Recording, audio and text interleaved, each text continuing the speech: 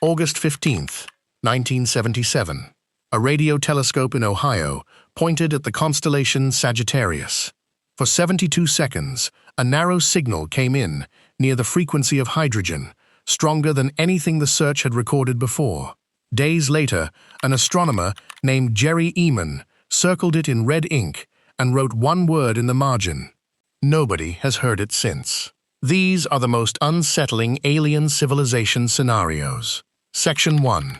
The Zoo Hypothesis. July 1973. A paper 3 pages long in the journal Icarus, running from page 347 to page 349. The man who wrote it was John A. Ball, a radio astronomer working in Massachusetts, associated with Harvard University and with the Haystack Observatory that MIT operated in the woods west of Boston. In those 3 pages, he argued that the sky is not empty at all, and that the silence covering it is deliberate, and the idea has been cited more in the last 10 years than in the 35 that followed its publication. Ball called it the zoo hypothesis. The phrase has done him a certain amount of damage over the years, because it invites people to picture bars and feeding times and a keeper with a clipboard. The paper he actually wrote is careful, hedged, and considerably stranger than the cartoon version of it. To see why a working radio astronomer would publish an idea like that, it helps to know how young the search was. In 1960, Frank Drake pointed an 85-foot dish at 2 nearby stars from the National Radio Astronomy Observatory at Green Bank, in the mountains of West Virginia. He listened for a few months and heard nothing unusual. That was the first serious attempt in history to look for a radio signal from another civilization, and it had happened only 13 years before Ball sat down to write. The following year, in November 1961, about 10 people gathered at the same observatory in Green Bank for a small meeting. Drake organized it at the request of J.P.T. Pearman of the National Academy of Sciences, and the observatory director, Otto Struve, hosted them. Carl Sagan was there, 27 years old at the time. So were the physicist Philip Morrison, the chemist Melvin Calvin, the astronomer Su Shu Huang, the engineers Bernard Oliver and Dana Atchley, and a researcher named John C. Lilly, who studied dolphins and their communication. Partway through the meeting, word arrived that Calvin had won the Nobel Prize in Chemistry. The group took its unofficial name from Lilly's work and called themselves the Order of the Dolphin. Drake needed an agenda for that meeting, so he wrote out the things that would have to be true for another civilization to be sending us a signal. He listed the number of stars forming each year, the fraction of them with planets, and the number of those planets suitable for life. Then the fraction where life actually starts, the fraction where life becomes intelligent, and the fraction that develops a technology able to broadcast. Last of all, how long such a civilization lasts. Multiply all of it together and a number falls out. That list became the Drake equation, and its purpose needs stating clearly. Drake did not build it to produce a precise answer. He built it to organize a 2-day conversation, with each term standing in for a topic somebody in the room could speak about. The version repeated in popular articles, where the equation supposedly calculates how many aliens exist, gets the purpose backwards. The numbers the group put in during 1961 tell their own story. They set the rate of star formation at about 1 per year. The fraction of stars with planets, somewhere between 1 in 5 and 1 in 2. The number of habitable planets per system, 1 to 5. Then the biological terms, and here the meeting simply guessed.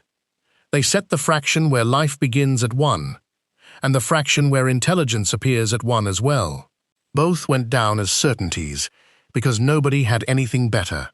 The fraction that becomes able to communicate, 1 in 10 to 1 in 5, and the lifetime of a civilization anywhere from 1,000 years to 100 million. Only the first term was known with any real confidence. The equation first appeared in print in 1965, in a paper Drake wrote for a volume on exobiology, on page 324. So by 1973, the field had a framework, a first failed search, and a growing suspicion that the framework was mostly empty boxes. The great dish at Arecibo in Puerto Rico had opened, and still nothing had been heard. One more piece of that background belongs here, because Ball's argument leans on it. In October 1964, the Soviet astronomer Nikolai Kardashev published a paper on how a civilization might transmit information across interstellar distances, in Volume 8 of Soviet Astronomy, pages 217 to 221.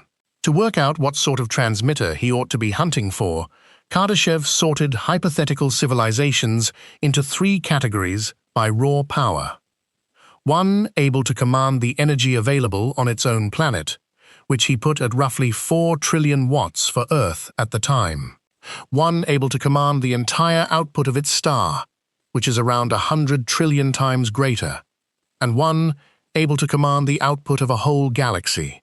Sagan later smoothed the scale into decimals and placed us at about 0.7. The Kardashev scale gets quoted as though it were a ladder every civilization must climb, or a claim that such civilizations are out there. It is neither.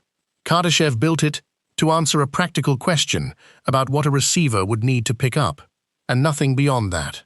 The scale does supply a sense of how much room sits above us, and that matters, because the whole force of Ball's proposal comes from a gap in time. The universe is about 13.8 billion years old. Earth formed about 4.5 billion years ago. A planet that came together a billion years before ours, around a star that had settled a billion years earlier, would have had a billion years of head start.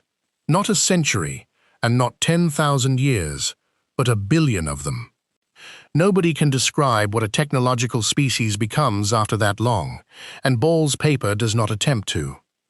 The paper only assumes that such a species would be capable of reaching a decision about a world like this one, and of making the decision stick. Ball's paper took that silence and turned it inside out. Rather than treating the quiet as evidence of absence, he treated it as evidence of policy. His suggestion ran roughly like this: life may be common across the galaxy, and intelligence may be common too. Some civilizations would be far older than ours, old enough to have crossed the distances involved long ago. If those civilizations arrived first and organized themselves, they might have made a decision about the places where life was still developing. Leave them alone. Do not interfere. Do not make contact. Ball wrote that they do not want to be found, and that they have the technology to make sure of it. He described the arrangement in 2 ways in the same short paper, and the difference between them matters. The first framing gives the paper its name, and it is the one people remember. We are in a zoo, watched from outside, kept in conditions that suit the watchers. The second framing is gentler and, in some ways, harder to shake. Ball also compared the arrangement to a wilderness area. He meant a preserve rather than a cage, a stretch of country deliberately left alone, where the rule is to stay out rather than to capture and display. Anyone who has walked in a national park has been on the other side of that arrangement. The animals in a preserve are not imprisoned. They are also not free to leave, and they do not know the boundary exists, and somebody drew it without consulting them.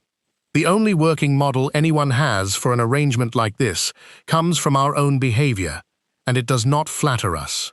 Humans set aside land, draw boundaries the inhabitants cannot perceive, observe from hides and towers, and intervene when it suits the managers rather than the managed. We do this with good intentions most of the time. We also do it while deciding, unilaterally, which populations are worth the trouble. If a policy of that kind were being applied to Earth, every feature of it would be invisible from the inside, which is the only place we have ever stood. The unsettling part of the zoo hypothesis has little to do with fear of being eaten or invaded. It sits somewhere else.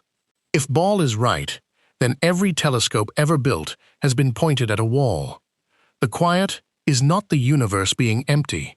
The quiet is a decision made about us, by parties we cannot identify, at a time we cannot date, for reasons we have no way to learn. The experiment does not know it is an experiment.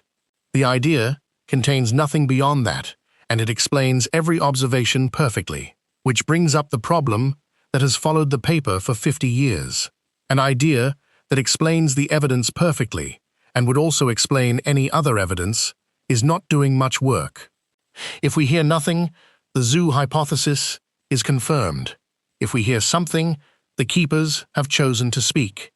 Nothing we could observe would count against it. Scientists tend to be uneasy with propositions built that way, and Ball's paper has drawn that criticism steadily since it appeared. Some researchers have tried to give it teeth. In 2016, the biologist João Pedro de Magalhães proposed a direct test.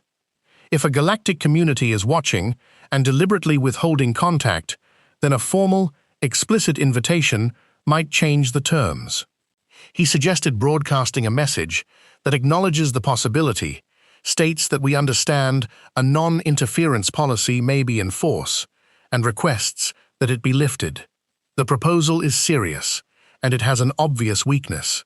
A silent response is exactly what the hypothesis predicts, either way. The strongest technical objection came from the astrobiologist Duncan Forgan at St. Andrews in Scotland. In 2011, he modeled what it would actually take for a galactic club to hold a policy in place across the whole galaxy, and the timescales defeat it. The Milky Way is about 100,000 light-years across. A message from one side takes 100,000 years to reach the other. Any agreement about how to treat developing worlds would have to survive being enforced by parties who cannot talk to each other in less than geological time, over a period during which stars drift and civilizations rise and fall. Forgan found that total control breaks down. Some members would defect.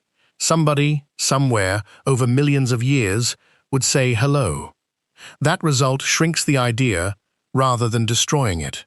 A local arrangement among neighbors, holding for a stretch of time, survives the light travel problem without much trouble. A galaxy-wide policy maintained across millions of years does not. A smaller and untidier version of the zoo survives, one in which part of our neighborhood might be keeping to a rule that others further out have never heard of and would not honor. A second objection is older and more basic. The zoo hypothesis puts us at the center of somebody's attention, and there is no reason to think we are that interesting. A rebuttal published in 2021 put the charge plainly, describing the reasoning as a solipsistic view that violates the Copernican principle. The Copernican principle is the working assumption that we do not occupy a special place. Earth is not the center of the solar system, the Sun is not the center of the galaxy, and our galaxy is not the center of anything. A hypothesis whose main requirement is that advanced civilizations are all quietly organized around the question of us runs against 4 centuries of that lesson. All of this has a practical consequence, and it explains why working astronomers rarely build their careers around the zoo hypothesis even when they find it plausible. A theory that predicts silence gives an observer nothing to do. Every empty night confirms it, which means no empty night teaches anything. The searches that continue, and there are many, proceed on the opposite assumption, that somebody might be transmitting and nobody has arranged for us not to hear it. That assumption may well be wrong. Working from it is simply the only way to have anything to do. Ball's paper sat quietly for a very long time before anyone paid much attention to it. The revival came partly because the search has now run so long without result that the older explanations have started to feel thin. This needs saying clearly once, and it will be said again in every section that follows. The zoo hypothesis is a proposal, not a finding. Nothing has ever been detected that supports it. No signal has been received, no craft found, no artifact recovered, and no measurement made. 50 years on, it remains one man's 3-page suggestion about how to read an absence, and the absence is still the only hard fact anyone has. Before we move on, if you're enjoying this analysis, please consider subscribing. It helps the channel tremendously. 2 years after Ball's paper, an astrophysicist published a short argument in a British journal that ran the other way entirely. He began not with the aliens, but with a single observation about the room he was standing in. He gave it a name so plain it sounds like nothing at all. He called it Fact A. Section 2. Fact A and the Self-Replicating Probes. The Quarterly Journal of the Royal Astronomical Society, Volume 16, beginning at page 128. The astrophysicist Michael H. Hart published a paper there and titled it An Explanation for the Absence of Extraterrestrials on Earth. The argument inside runs only a few steps, and almost every serious discussion of the empty sky in the 50 years since has been a response to it. Hart began with a statement he called Fact A. No intelligent beings from outer space are on Earth at present. He offered it not as a theory or a model, but as a description of the room, the building, and the planet. Nobody is here. Before following where that leads, the record needs correcting on a point that almost every retelling gets wrong. This whole subject is usually attributed to Enrico Fermi, and the phrase most people know is the Fermi paradox. Fermi did not propose it. The whole thing began over lunch. In the summer of 1950, at Los Alamos in New Mexico, Fermi walked to Fuller Lodge with 3 colleagues, the physicists Emil Konopinski, Edward Teller, and Herbert York. Reports of flying saucers were in the newspapers, and the New Yorker had recently run a cartoon blaming missing city trash cans on aliens. The 4 men talked about it on the walk. Partway through lunch, after the conversation had moved on to other things, Fermi returned to the subject and asked where everybody was. The physicist Eric Jones at Los Alamos gathered the surviving accounts in 1985, writing to the men who had been present. Their memories did not match on the exact wording. 3 versions of the line exist, all similar, none identical, and the script will not pretend to know which is right. The accounts do agree on the subject of the question. Fermi was working through the practical difficulty of crossing interstellar distances, and his point was about whether such travel was feasible at all. He was not announcing a paradox about whether alien life exists. Fermi never published anything on it. He died in 1954. The idea appeared in print as a paradox in a paper by Carl Sagan in 1963, and the phrase Fermi paradox came into general use around 1977, more than 20 years after Fermi's death, and by other hands entirely. The formal argument, the one with the logic in it, belongs to Hart in 1975 and to Frank Tipler afterwards. Properly, it is the Hart-Tipler conjecture. A lunchtime remark got a monument, and the men who built the monument got the footnotes. Hart's own reasoning went further. From Fact A, he reasoned about travel times. Take a civilization that spreads outward at 1/10 the speed of light, which is fast, but demands no exotic physics and no new laws. The nearest star to the Sun sits a little over 4 light-years away, so a crossing at that speed takes something like 40 years. Allow a long pause at the far end, centuries of settling and building before anybody leaves again, and the average rate of advance drops considerably. Even so, the numbers come out the same way. Crossing the entire galaxy takes on the order of 1,000,000 years, or a few million at the outside. The galaxy is around 10 billion years old. 1,000,000 years measured against 10 billion is the last few seconds of a very long day. Any civilization that got started even slightly before us and chose to expand should have covered everything a long time ago, including this solar system, including this planet, with time left over to do it repeatedly. They are not here. Hart followed that observation to the only place it goes if the reasoning holds.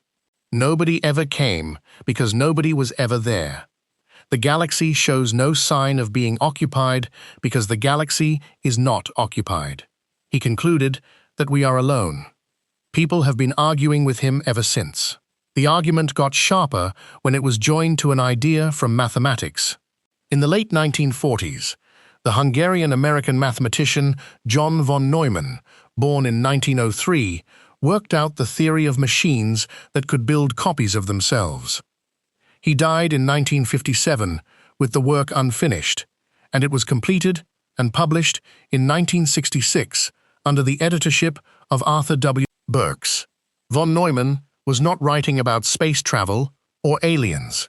He was asking a question about logic and information, namely, whether self-reproduction could be described formally, in the same way a proof or a calculation can be described. He showed that it could.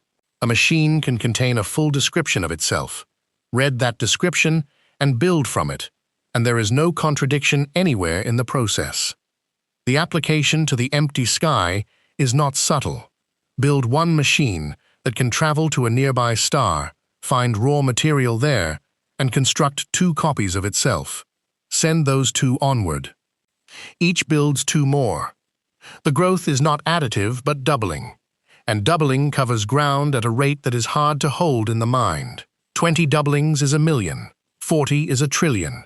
The galaxy holds a few 100 billion stars, so a fleet that doubles 40 times has more machines than there are places to put them. Ronald Bracewell had already suggested in 1960 that a civilization might send probes instead of signals. His reasoning was economic. A radio beacon has to be paid for continuously, aimed at the right place, and maintained for however many centuries it takes for somebody to be listening at the far end. A machine, parked in a target system, costs nothing to run once it arrives, waits as long as necessary, and starts a conversation only when there is somebody to have it with. Probes of this kind still carry his name, and nobody has ever found one. Frank Tipler, a mathematical physicist at Tulane University, put these pieces together in 1980 in the same British journal, Volume 21, pages 267 to 281. His title stated his conclusion without decoration: extraterrestrial intelligent beings do not exist. Tipler ran the numbers on self-replicating probes and found that a civilization sending out on the order of 10,000 probes a year, traveling at less than 1% of the speed of light, could reach every star in the galaxy in under 300 million years. Not 1% of light speed as a stretch goal. Less than 1% is slower than the slowest thing anyone has seriously proposed building, and still the whole galaxy inside 300 million years, which is a small fraction of its age. So the machines should be here, in this system, in the asteroid belt, on the moon, in orbit. They are not, or nothing we have found is one. Tipler took that as settled. Nobody ever launched them, because nobody was ever there to launch them. The rebuttal came in 1983 from Carl Sagan, working with William I. Newman at UCLA, in a paper on what they called the solipsist approach to extraterrestrial intelligence. The common summary of their response, that they simply insisted aliens exist, misses what they actually did, which was more interesting. Sagan and Newman ran the same mathematics further. If self-replicating probes really do multiply the way the argument requires, then the process does not politely stop once every star has been visited. Copies keep making copies. Material keeps being consumed. They calculated that if such machines replicated at even a modest rate, the entire mass of the galaxy would be converted into von Neumann machines within a few million years. The galaxy is manifestly not made of machines. Nothing like that has happened. So either nobody builds them, or a civilization advanced enough to build them is also advanced enough to see where unlimited replication ends and to design restraint into the thing before switching it on. A further point buried in that response has aged well. Unlimited replication is a failure mode, not a strategy. Any civilization capable of building interstellar machines would also be capable of noticing that a device which converts matter into copies of itself, released with no upper limit, eventually converts everything, including the home system and everybody in it. Restraint would not be a moral choice so much as basic engineering hygiene. A species that skipped that step would not survive to become the one we detect. Their conclusion was narrower than Tipler's and much harder to argue with. The absence of probes tells us something about probes. It does not tell us that nobody is out there. The version of this scenario that keeps people awake is darker than either paper. If a machine can be built to explore, the same machine can be built to sterilize. A probe that travels between stars, reproduces from local material, and destroys any developing life it finds would need no maintenance, no crew, and no ongoing decision from whoever launched it. It would only need to have been switched on once, by one civilization, at any point in the last 10 billion years. Machines like these are usually called berserkers, a name taken from a series of science fiction stories by Fred Saberhagen beginning in the 1960s. The fiction is mentioned here only for the record of where the word comes from. The idea has been discussed in the scientific literature on its own terms. The reason it is hard to dismiss is that it needs almost nothing to be true. Most explanations for the empty sky require something to hold for all civilizations everywhere, which is a heavy demand. This one requires a single event, once, and then physics does the rest of the work unsupervised. A galaxy could be silent because it is being kept silent by a system nobody is running anymore, built by a civilization that has itself been gone for 100 million years. The asymmetry is the uncomfortable part.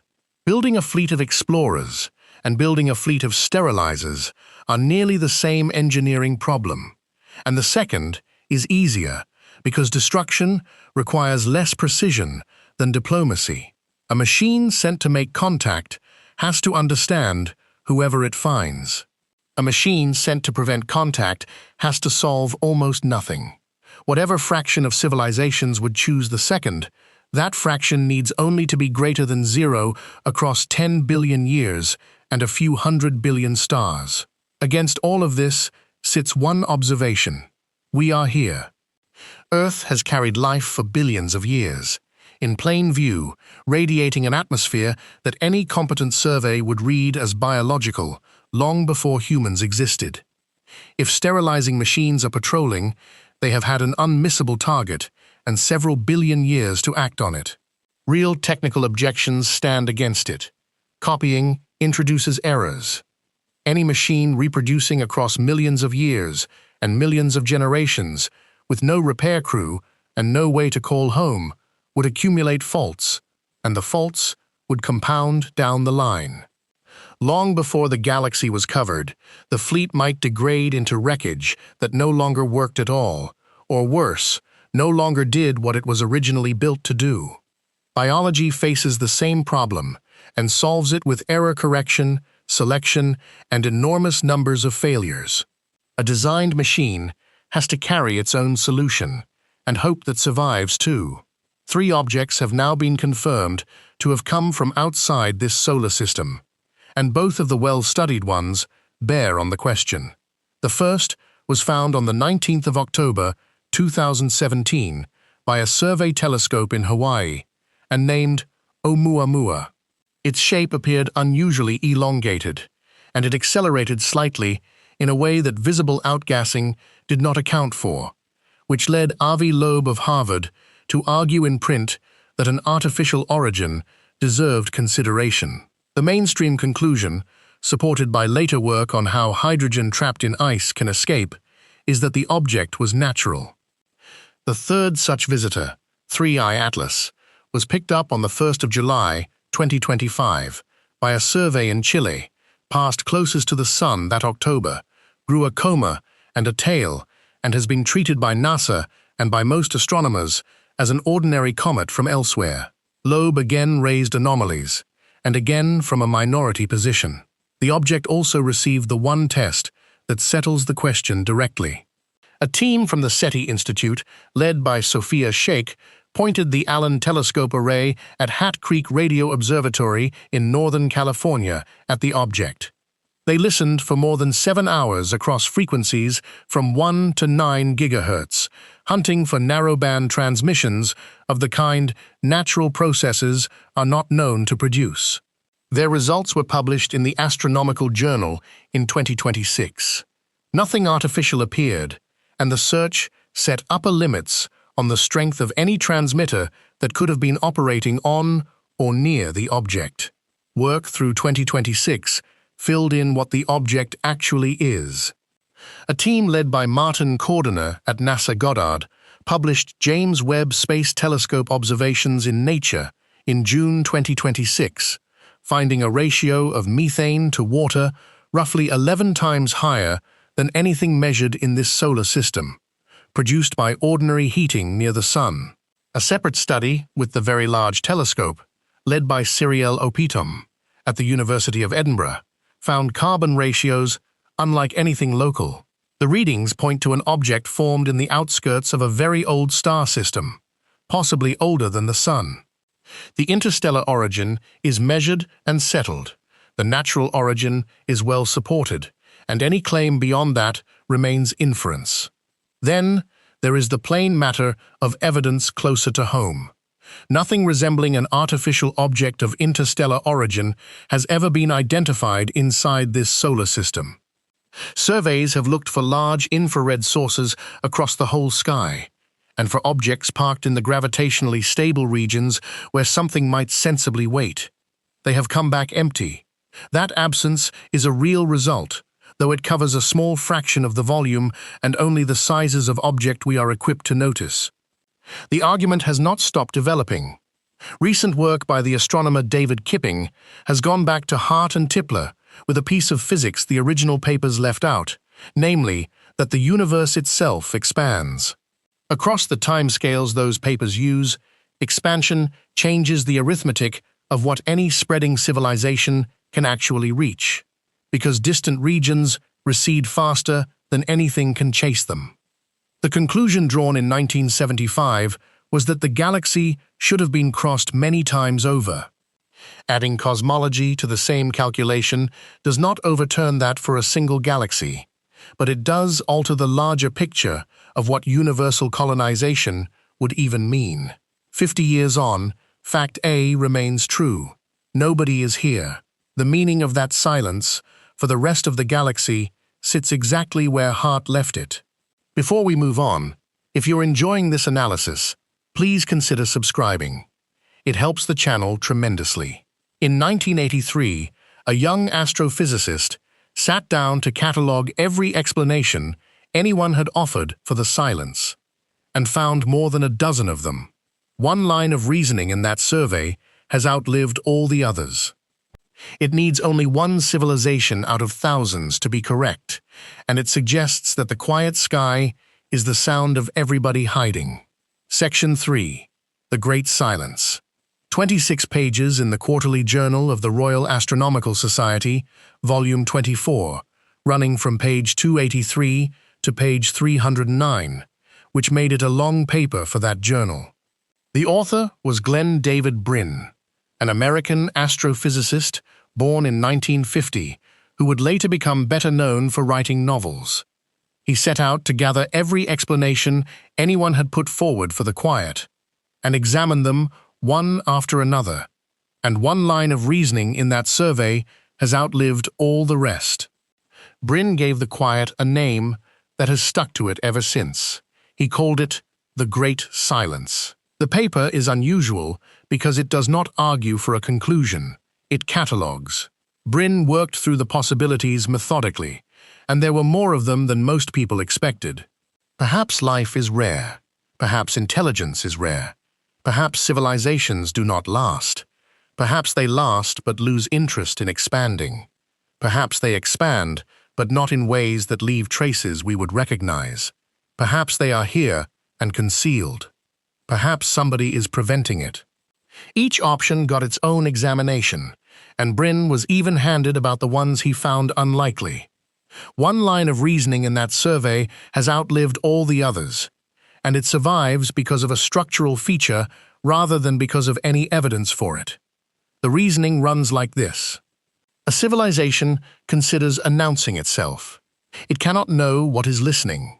It cannot know the intentions of whatever is listening, and it cannot verify any assurance it receives, because a message traveling for centuries carries no way to check the sender. Under those conditions, the safe choice is silence. The harder step follows. If a civilization concludes that others are reasoning the same way and that any neighbor discovered might eventually become a threat, then concealment shades into something worse. The safest neighbor is one that no longer exists. Brin's crucial observation was about numbers. A galaxy-wide silence does not require every civilization to think this way. It requires one civilization out of thousands, with the capability and the inclination to act on that logic, is enough to teach everybody else to stay quiet, and enough to remove those who did not learn. The behavior of the majority becomes irrelevant. The most cautious and the most dangerous member sets the rule for all of them. This is the reasoning that later became widely known as the Dark Forest. The name comes from a novel by the Chinese writer Liu Cixin, published in Chinese in 2008 and an English translation by Tor Books in 2015. The book is mentioned here only for the record of where the phrase entered common use. The argument itself is older, and its academic home is Brin's paper from 1983. Anders Sandberg and Stuart Armstrong at Oxford later gave the scenario a formal treatment in 2013, analyzing it as a problem in game theory, working out how detection probability and the advantage of striking first would shape the choices available to anyone facing that situation. Now the part of this story where the silence appeared to break. August 15th, 1977. The Ohio State University Radio Observatory, a telescope known as Big Ear. Accounts of its location differ slightly, and both are accurate in their own way, since the facility is variously described as being near Delaware, Ohio, and as sitting about 30 miles north of Columbus at the Perkins Observatory site. Big Ear could not be steered the way a modern dish can. It looked at a fixed strip of sky and let the rotation of the Earth carry targets across its field of view, which meant that any object passed through in a predictable pattern and then was gone. At around 16 minutes past 11 that night, the telescope recorded a narrow signal close to the frequency of neutral hydrogen. The figure quoted for decades appeared two ways in the literature, as 1420.356 MHz and as 1420.4556 MHz.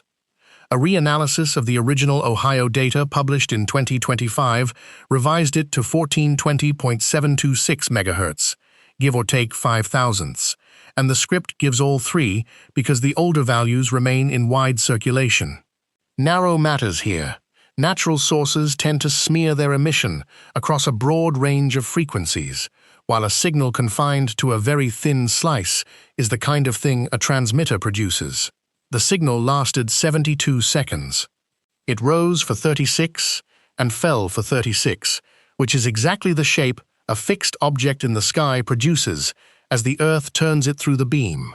The peak ran around 30 times the strength of the background noise, far stronger than anything the search had picked up. It came from the direction of Sagittarius. Because Big Ear used two feed horns and the signal passed through only one of them, its position can be narrowed to one of two possible places without deciding between them.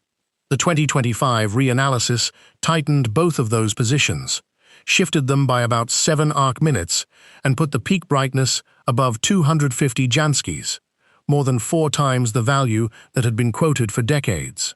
Nobody was watching in real time. The data came off as printouts, and a volunteer working through them a few days later found the sequence. Jerry Eman circled it in red ink and wrote the word "wow" in the margin, which is how the wow signal got its name. The characters he circled were 6EQUJ5, and this is the most commonly misunderstood detail in the whole affair. Those characters are not a message and were never treated as one.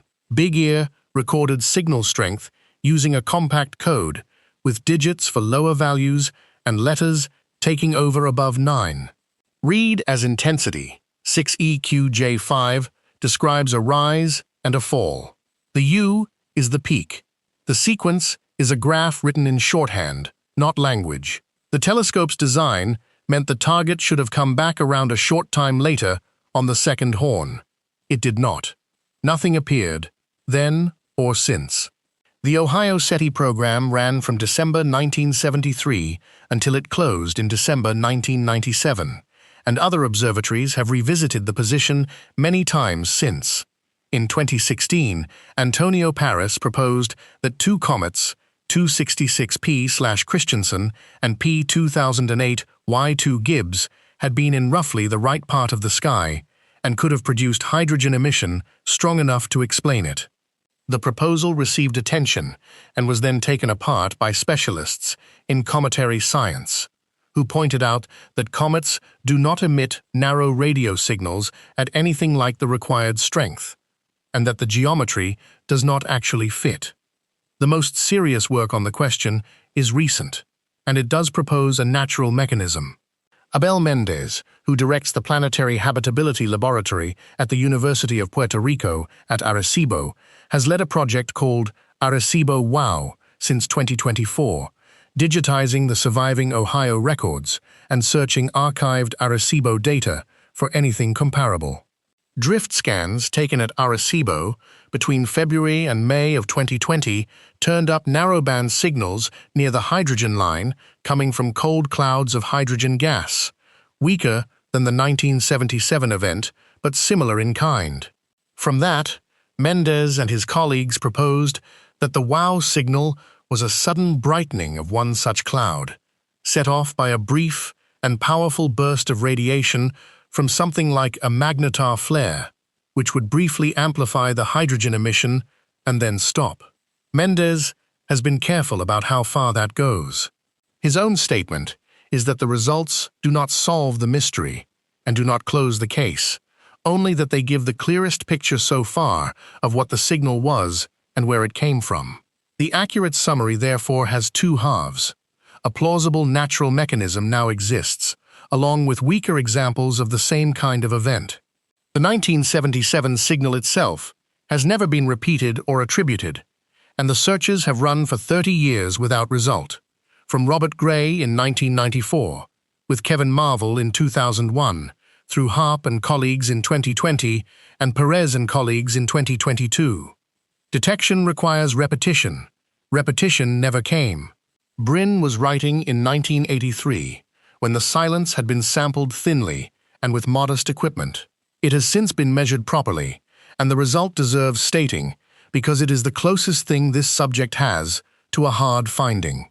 On the 20th of July, 2015, at the Royal Society in London, a program called Breakthrough Listen was announced.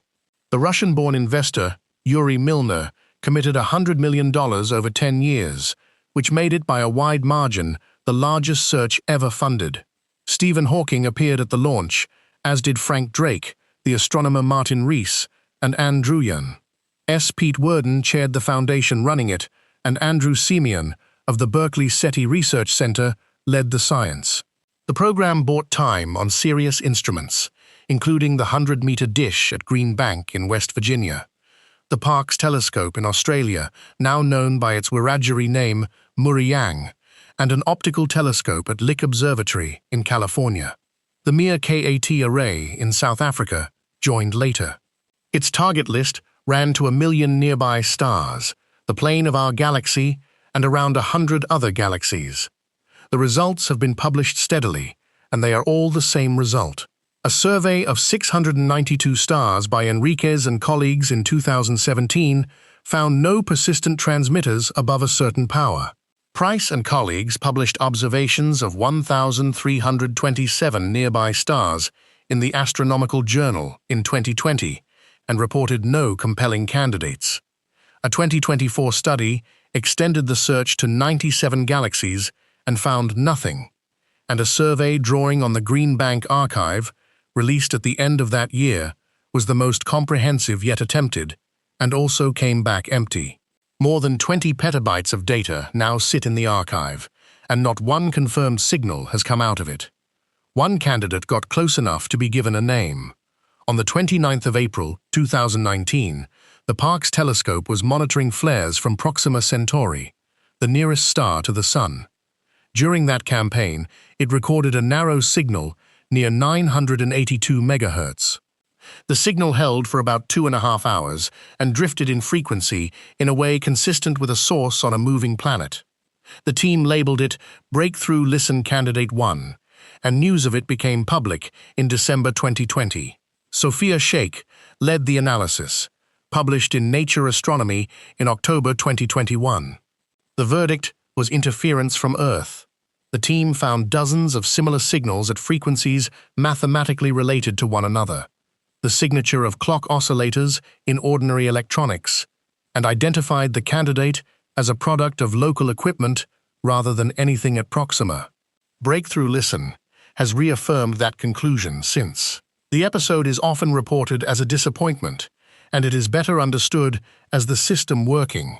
Something turned up, it was examined for 2 years, and it was explained. The Great Silence has a practical side too, because the question of whether to break it deliberately has been argued over for 50 years. November 16, 1974. The Arecibo dish in Puerto Rico transmitted a message designed by Frank Drake, with help from Carl Sagan.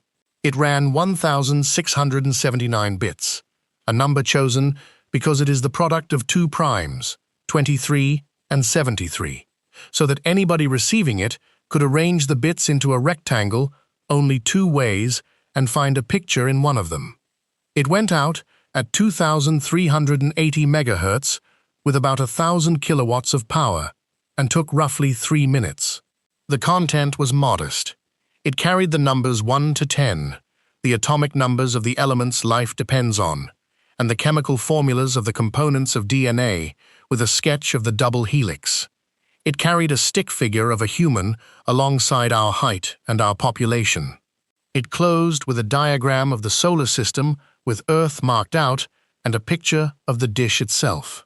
The transmission was aimed at the globular cluster M13.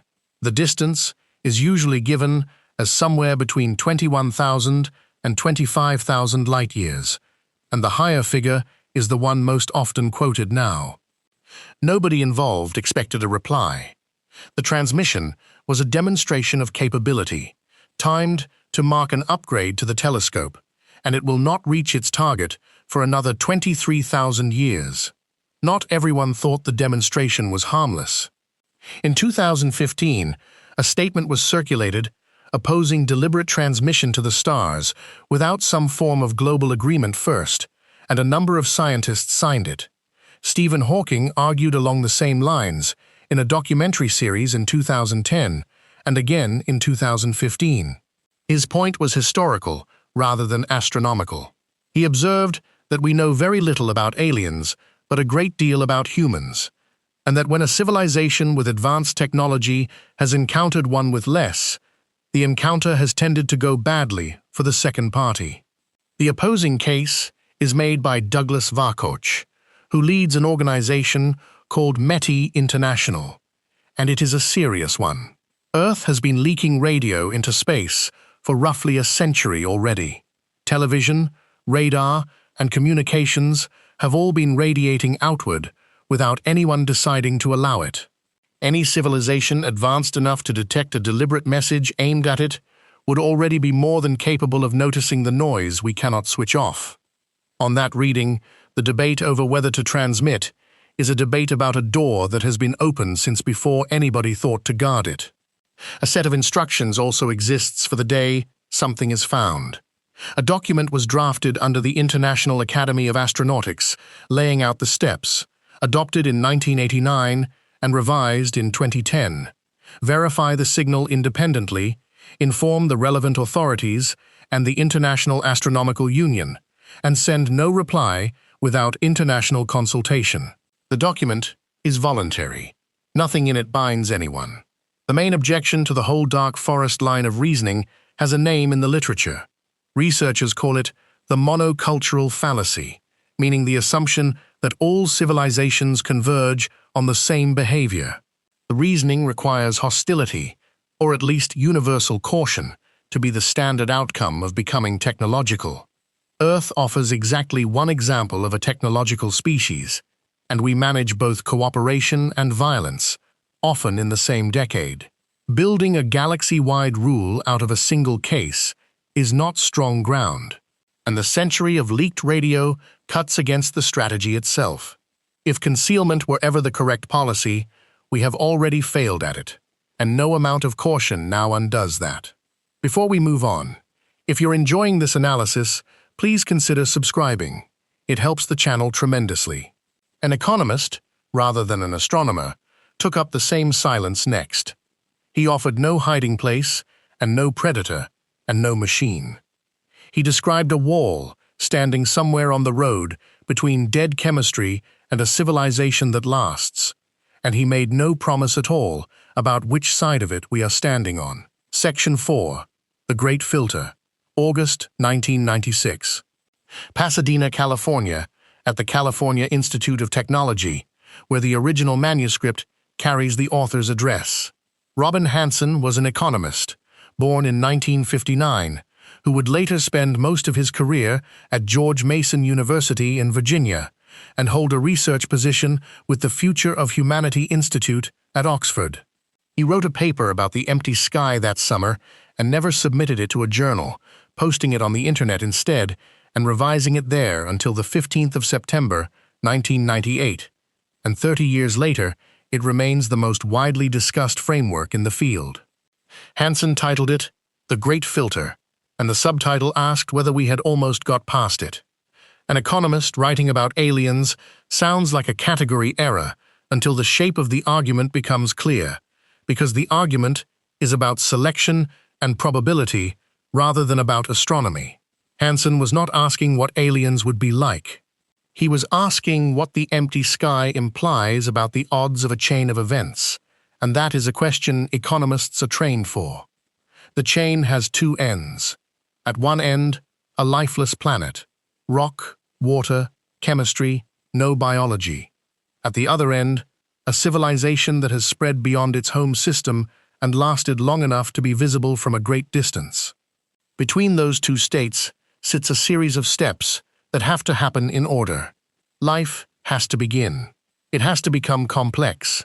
Complexity has to produce something with a nervous system, then intelligence, then technology, then a technology that reaches other stars, and then that arrangement has to hold together long enough to matter. The observation then applies. Looking out at a few 100 billion stars in our galaxy and a great many galaxies beyond it, nothing is visible at the far end of that chain. No structures, no expansion fronts, no civilizations spread across regions of sky. Multiply the odds of every step together, and the product has to be very close to zero, because if it were not, the sky would be full. So at least one of those steps must be extraordinarily hard. Hansen called it the Great Filter, and the whole force of the idea lies in a question he deliberately left open. We do not know which step it is. The candidates repay, walking through slowly, because each one carries a different implication, and the record on Earth gives a hint about each without settling any of them. The first candidate is the beginning of life itself, the step from chemistry that is merely complicated to chemistry that copies itself. On Earth, this happened very early indeed. The planet formed, cooled enough to hold liquid water, and within a few 100 million years, something was already living in it. Speed like that suggests an easy step, since a process that happens almost immediately is usually not a miracle. The counter-argument is that we would observe exactly this pattern even if the step were nearly impossible, because we could only be having this conversation on a planet where it happened to work, and a planet where it took 9 billion years would have run out of time. The second candidate is the complex cell. For roughly 2 billion years, life on Earth was bacterial, and stayed bacterial. Then, apparently once, one cell ended up inside another, and the two of them became a single organism with internal compartments and a great deal more capacity. Every plant, animal, and fungus descends from that one event. It appears never to have happened again independently, and 2 billion years is a long apprenticeship for a step that only ever succeeded once. The third candidate is many cells acting as one body, which did happen more than once, and therefore looks easier. The fourth is the nervous system, and then the kind of intelligence that builds things. Here the record refuses to settle. Large brains have evolved several times over, in primates, in whales and dolphins, in elephants, and along a completely separate line in octopuses and their relatives. Tool use is widespread, but the specific package that produces cumulative technology, where each generation inherits the discoveries of the last and adds to them, has appeared exactly once in 4 billion years, on a planet where large-brained animals have been common for tens of millions of years. Then comes technology capable of reaching other stars, which nobody has demonstrated. And after that, the step nobody can assess at all, which is whether a civilization at our stage lasts. We have been able to destroy ourselves for about 80 years. 80 years is not a sample. 80 years is barely a data point. If the filter is behind us, we have already passed it. The hard part might have been the beginning of life itself, or the arrival of the complex cell, which on Earth happened once in 4 billion years and never again independently. In that case, we are a fluke. The sky is empty because almost nothing gets this far, and the road ahead may be relatively clear. If the filter is ahead of us, we have not reached it yet. Something happens to civilizations at roughly our stage, or slightly past it, and whatever that something is, it has happened every time so far, across every world that ever got here. Nothing has ever come through it. Both readings explain the observation equally well. Neither can be ruled out with anything we currently know. The mathematics Hansen built around this has a feature that catches people by surprise. He modeled the sequence as a series of hard steps, each requiring a kind of trial and error, all of which must be completed inside a limited window before the local star makes the planet uninhabitable. Under that model, when you condition on the rare cases where the whole sequence does get finished in time, the individual steps end up taking roughly equal stretches of time on average, no matter how different their actual difficulties are. The intuition is that success requires unusual luck at every stage, and luck of that kind distributes itself evenly across the attempts. The practical consequence is awkward. The lengths of time between the milestones in Earth's history do not tell us which step was the hard one. Later work, including a 2021 paper by Hansen and colleagues, put the number of hard steps somewhere in the range of 3 to 9, based on the timeline the fossil and geological record supplies. That timeline needs laying out, along with its uncertainties. The universe is about 13.787 billion years old, give or take 20 million, according to the Planck results published in 2018. That figure is not a direct measurement of a calendar. It comes from fitting a model to the oldest light in the sky, and it depends on the model being right.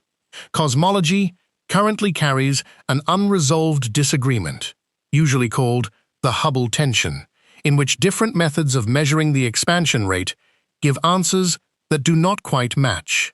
Earth formed about 4.54 billion years ago, plus or minus roughly 50 million, and that figure rests on radiometric dating and is about as solid as any number in this script. The earliest evidence of life is where the ground gets softer. Robust evidence goes back around 3.5 billion years, from structures in the Pilbara region of Western Australia. Older claims exist and remain contested. A 2016 paper in Nature by Nutman and colleagues reported possible structures at Ishua in Greenland at about 3.7 billion years, and other claims reach towards 3.8 billion. These are single-site findings in badly deformed rock, and specialists continue to disagree about whether the structures are biological at all. The script states both because the field has not settled it. Then, a long stretch of very little. Complex cells appear somewhere around 2 billion years ago. Animals arrive in the last 600 million. Agriculture is about 10,000 years old. Radio is roughly 130 years old. And we have exactly one example of the entire sequence, which means that every probability in the argument is being estimated from a sample of one. In April 2008, Nick Bostrom drew out the consequence that gives this section its edge. Writing in MIT Technology Review on the 22nd of that month, in an essay asking where they are, Bostrom argued that the search for extraterrestrial life is a search whose success would be bad news. The logic follows from the filter's symmetry. If we go to Mars and find nothing, and go to the moons of the outer planets and find nothing, then the evidence points towards the early steps being extraordinarily hard, which puts the filter behind us. If instead we find microbial life on Mars, then life starting is evidently easy, and the hard step must lie somewhere later. Find something more advanced than microbes, and the filter moves later still, closer to us. Each discovery of life, at each level of complexity, pushes the wall further along the road towards the part of the road we have not yet walked.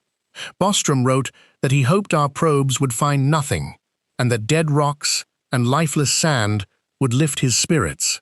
The remark reads like pessimism, and is closer to the opposite. He was hoping for evidence that the worst part is already over. The place this argument bites hardest is Mars, and the reason has to do with independence. Mars and Earth exchange material. Impacts have thrown rock from one planet to the other for billions of years, and some of it arrives intact enough that microbes could plausibly ride along. So finding life on Mars would raise an immediate question about whether it is a separate origin or a relative of ours, and only a separate origin would carry the bad news. The stronger test lies further out, at the icy moons of the outer planets, where Europa and Enceladus both appear to hold liquid water under ice, far enough away that contamination from Earth is a much harder story to tell. Life found there, unrelated to us, would say that the first step is easy and common. By the same logic, each additional level of complexity found elsewhere would move the wall closer. Microbes would be one thing. Complex cells on another world would be worse. Anything resembling an animal would be worse again, because it would mean that every step we have already taken is ordinary, and that whatever stops civilizations from appearing must therefore lie in the short stretch of road immediately in front of us. The version of the Great Filter that circulates online usually drops the symmetry and presents the argument as proof that civilizations destroy themselves. It does not show that. The filter could sit entirely in the past. Hansen's paper is explicit on the point, and the honest summary is that the argument establishes that something is very hard while saying nothing whatsoever about what or when or whether it is still coming. The most serious challenge to the whole framework arrived in 2018 and will get a section of its own later, because it does not attack the filter so much as question whether the thing the filter explains was ever there to be explained. Alongside that, the hard steps model itself has been revisited and disputed in the literature since 2021, with some researchers arguing that the timeline of Earth's history fits a very different pattern. The reason this framework has outlasted almost every rival is that it does not require anybody to guess what aliens are like. Every other explanation in this script needs an assumption about behavior, about motive, about whether expansion appeals, or hiding appeals, or computation appeals. The filter needs none of that. It only needs the observation that the far end of the chain is not visible, and the arithmetic that follows from it. Stripped of decoration, the argument is a single sentence about probability, and that is why it is difficult to escape. 30 years on, the central question has not moved an inch. Something between dead matter and a lasting civilization is nearly impossible. Nobody knows what it is. Nobody knows whether we have done it yet. Before we move on, if you're enjoying this analysis, please consider subscribing. It helps the channel tremendously. In 2000, Two men who shared a campus in Seattle, but not a field, wrote a book together. One of them dug up fossils. The other built instruments for spacecraft. Their answer to the empty sky involved plate tectonics, a giant planet, and the size of the moon. Section 5. Rare Earth, Seattle, Washington, where a paleontologist and an astronomer worked on the same campus at the University of Washington in different departments. Peter D. Ward studied ancient life and mass extinctions. Donald E. Brownlee studied cosmic dust and served as principal investigator for the Stardust mission, which flew through the tail of a comet and brought samples back to Earth. The book the two of them published together that year with Copernicus Books in New York argued that the sky is quiet for a reason nobody wanted to hear, and it has been argued over ever since. They called it Rare Earth. The argument has two halves, and almost every summary of the book collapses them into one, which gets it badly wrong. The halves need separating carefully. The first half is optimistic. Ward and Brownlee accepted that simple life is probably common in the universe. Microbes are tough. They survive in acid, in rock, in near-boiling water, in ice, in places with no light and no oxygen. The chemistry that produces them appears to be ordinary chemistry, and the ingredients are everywhere. If a planet has water and warmth and time, the authors were prepared to believe that something like bacteria may well get started, possibly on a very large number of worlds. The second half is where the book earned its reputation. Getting from microbes to animals, they argued, is a different matter entirely, and it requires a coincidence so specific that it may not have happened anywhere else in this galaxy. Their case is a list, and the length of the list is the argument. Earth has plate tectonics, which no other known planet has in the same form. Moving continents recycle carbon between rock and atmosphere, and that cycle acts as a thermostat, pulling the climate back towards habitability over millions of years. Without it, a world can drift into permanent freezing or permanent scalding and stay there. Earth has a very large moon. Our moon is enormous relative to the planet it orbits, and it stabilizes the tilt of Earth's axis. A world without one can wobble, and a wobbling axis means climate swings that arrive faster than complex organisms can adapt to them. Earth has Jupiter in the right place. A giant planet in the outer system alters the paths of comets and asteroids, and on balance, it reduces how often large objects strike the inner worlds. Too few impacts, and a planet may stay dry. Too many and complex life is repeatedly flattened before it can develop. Earth sits in a useful region of the galaxy, too close to the center, and radiation and stellar crowding become hostile. Too far out, and the heavier elements that rocky planets and living chemistry require are scarce. Charles Lineweaver, working at the Australian National University with Yeshe Fenner and Brad Gibson, put numbers to this idea in a 2004 paper in Science, Volume 303, pages 59 to 62, mapping out what they called the galactic habitable zone. Earth orbits the right kind of star. The Sun is stable, long-lived, and not given to the violent flaring that smaller and more common stars produce.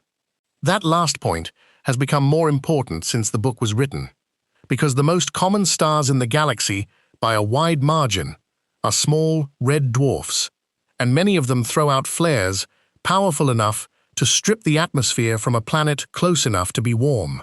The moon deserves a moment on its own, because of how it appears to have arrived. The leading account has a body roughly the size of Mars, striking the young Earth, throwing an enormous volume of material into orbit, and that debris settling into the moon we have now. An event of that scale, at that angle, at that stage in a planet's formation, is not the sort of thing that happens on schedule. Ward and Brownlee's point was not that a moon is required for life. Their argument was that our particular moon, unusually large for the planet it circles, holds the axis of rotation steady, and a steady axis means seasons that repeat rather than climate that lurches. Then there is the air. For most of its history, Earth had almost no free oxygen. Bacteria that produced it as a waste product changed the atmosphere over hundreds of millions of years, in a slow transformation usually called the Great Oxidation Event. And the result was both a catastrophe for most of the life already present and the precondition for everything that came afterwards. Animals need oxygen in quantity because muscles and nervous systems are expensive to run. Ward and Brownlee treated this as another step that had to happen, took an extraordinarily long time, and did not obviously have to happen at all. Ward brought one further piece from his own field, and it is the darkest item on the list. He spent his career on mass extinctions, and the record shows that complex life on Earth has been very nearly erased on multiple occasions. The largest of these events, at the end of the Permian period, removed the overwhelming majority of species in the ocean. Complex life is not merely hard to produce.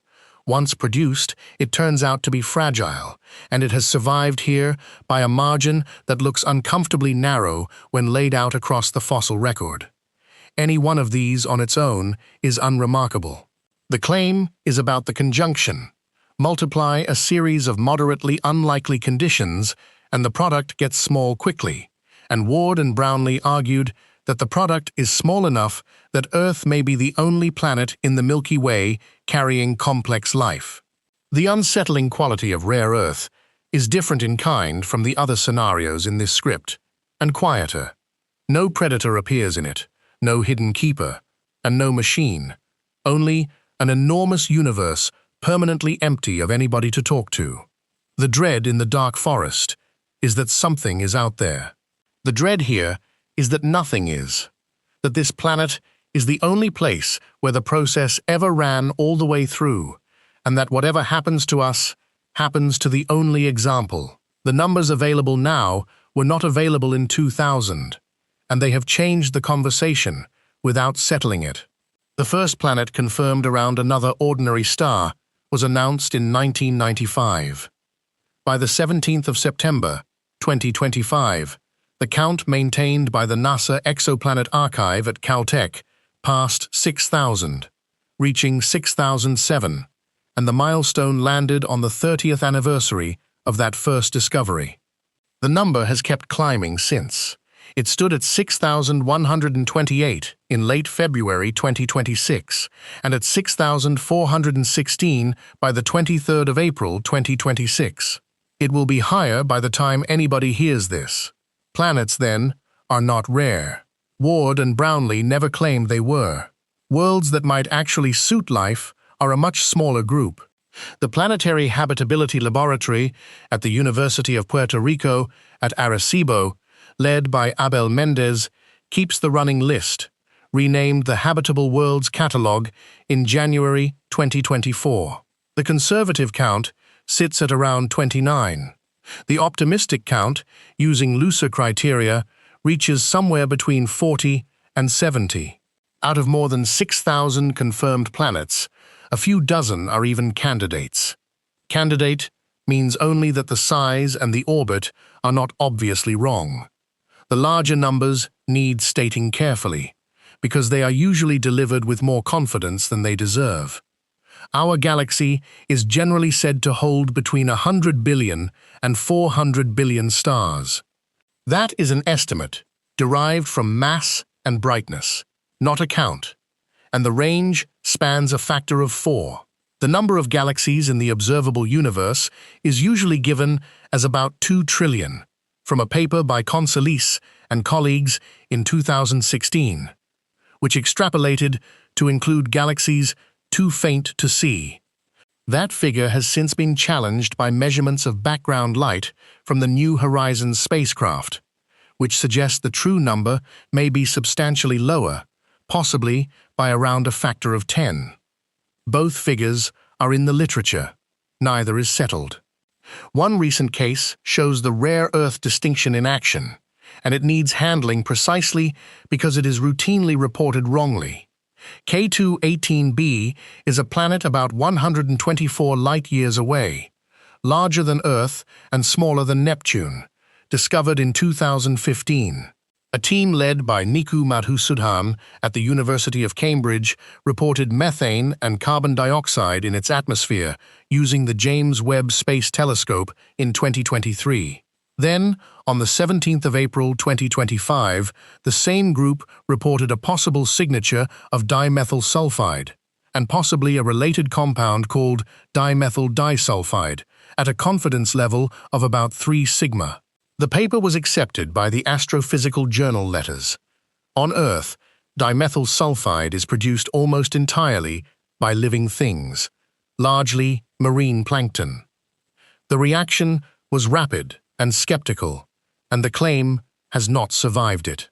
A NASA-led reanalysis, posted in July 2025, with Renyu Hu of the Jet Propulsion Laboratory among the authors, confirmed the planet's water-rich atmosphere but put any dimethyl sulfide signal at about 2.7 sigma, well below the 5 sigma that a detection conventionally requires.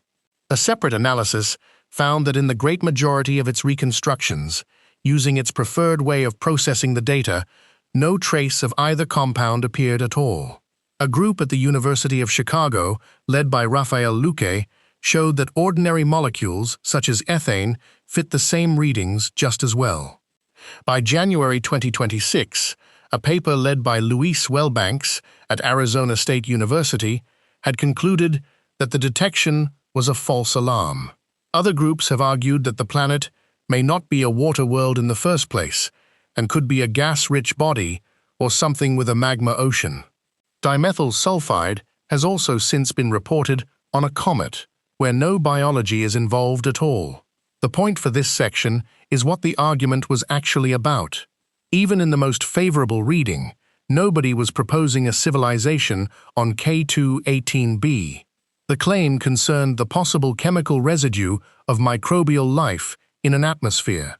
That is precisely the outcome Ward and Brownlee predicted would turn out to be common, and it is separated from a civilization by every single one of the hard steps in the previous section.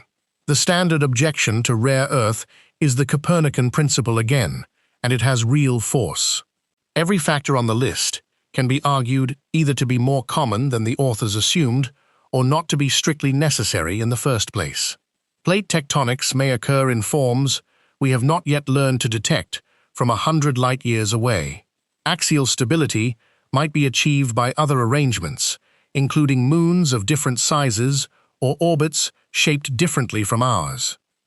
Complex life might well arise under conditions that look plainly wrong to observers who have only ever examined one example of complex life, and who built their list of requirements by looking at that example and writing down its features. The deeper problem is a habit of thought rather than an error in the astronomy. When the only successful case available is your own, it becomes almost impossible to tell which of its features were necessary and which were incidental.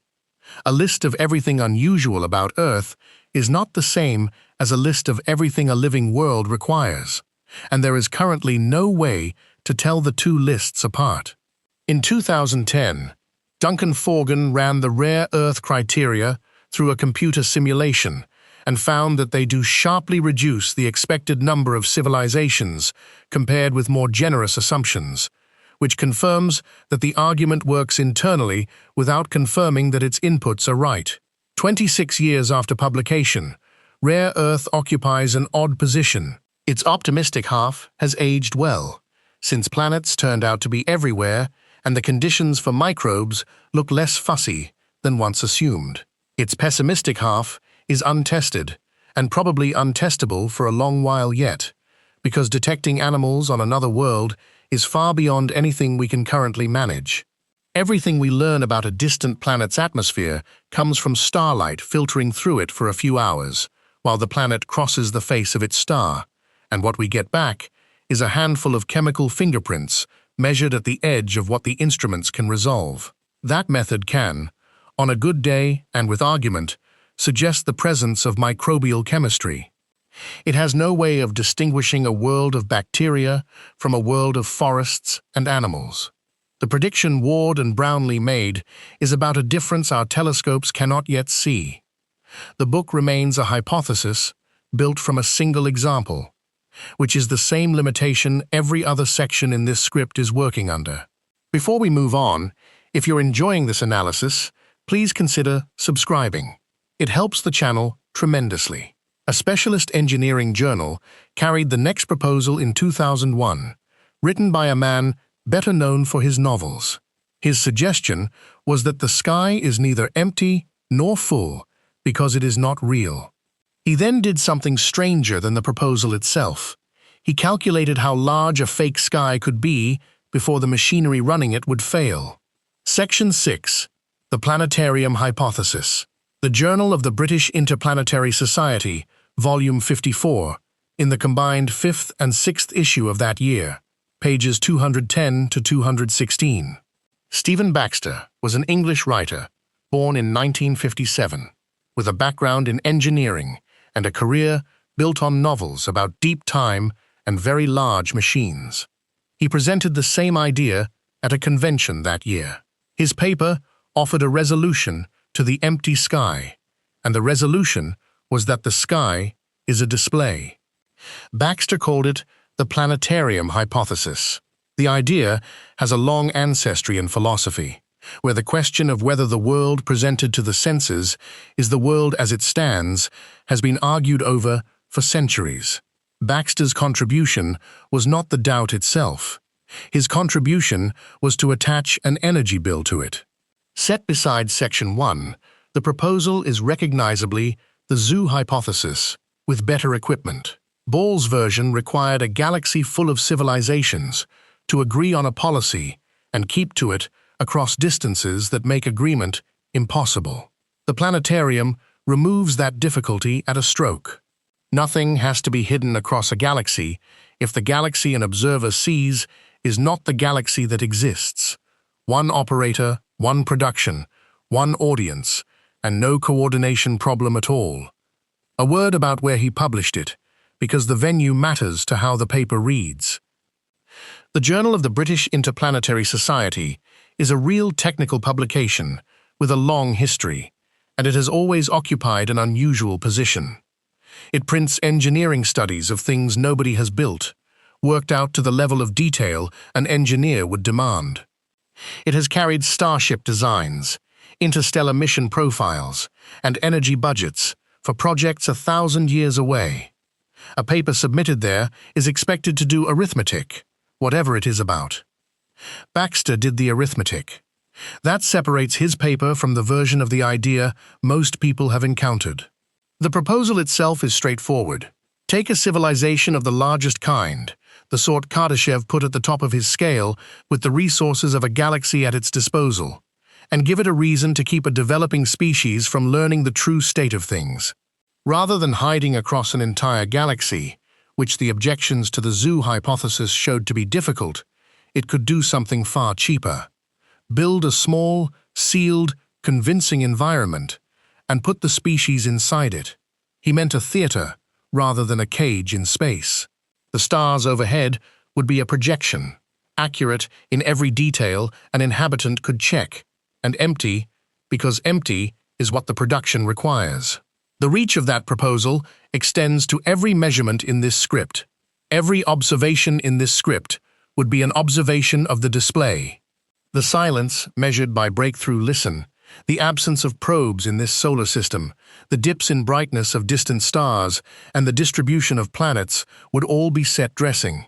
Each would be consistent, because it had been made consistent, and no amount of further looking would help, since looking is the thing the theater was built to satisfy. The reach of that goes further than the searches.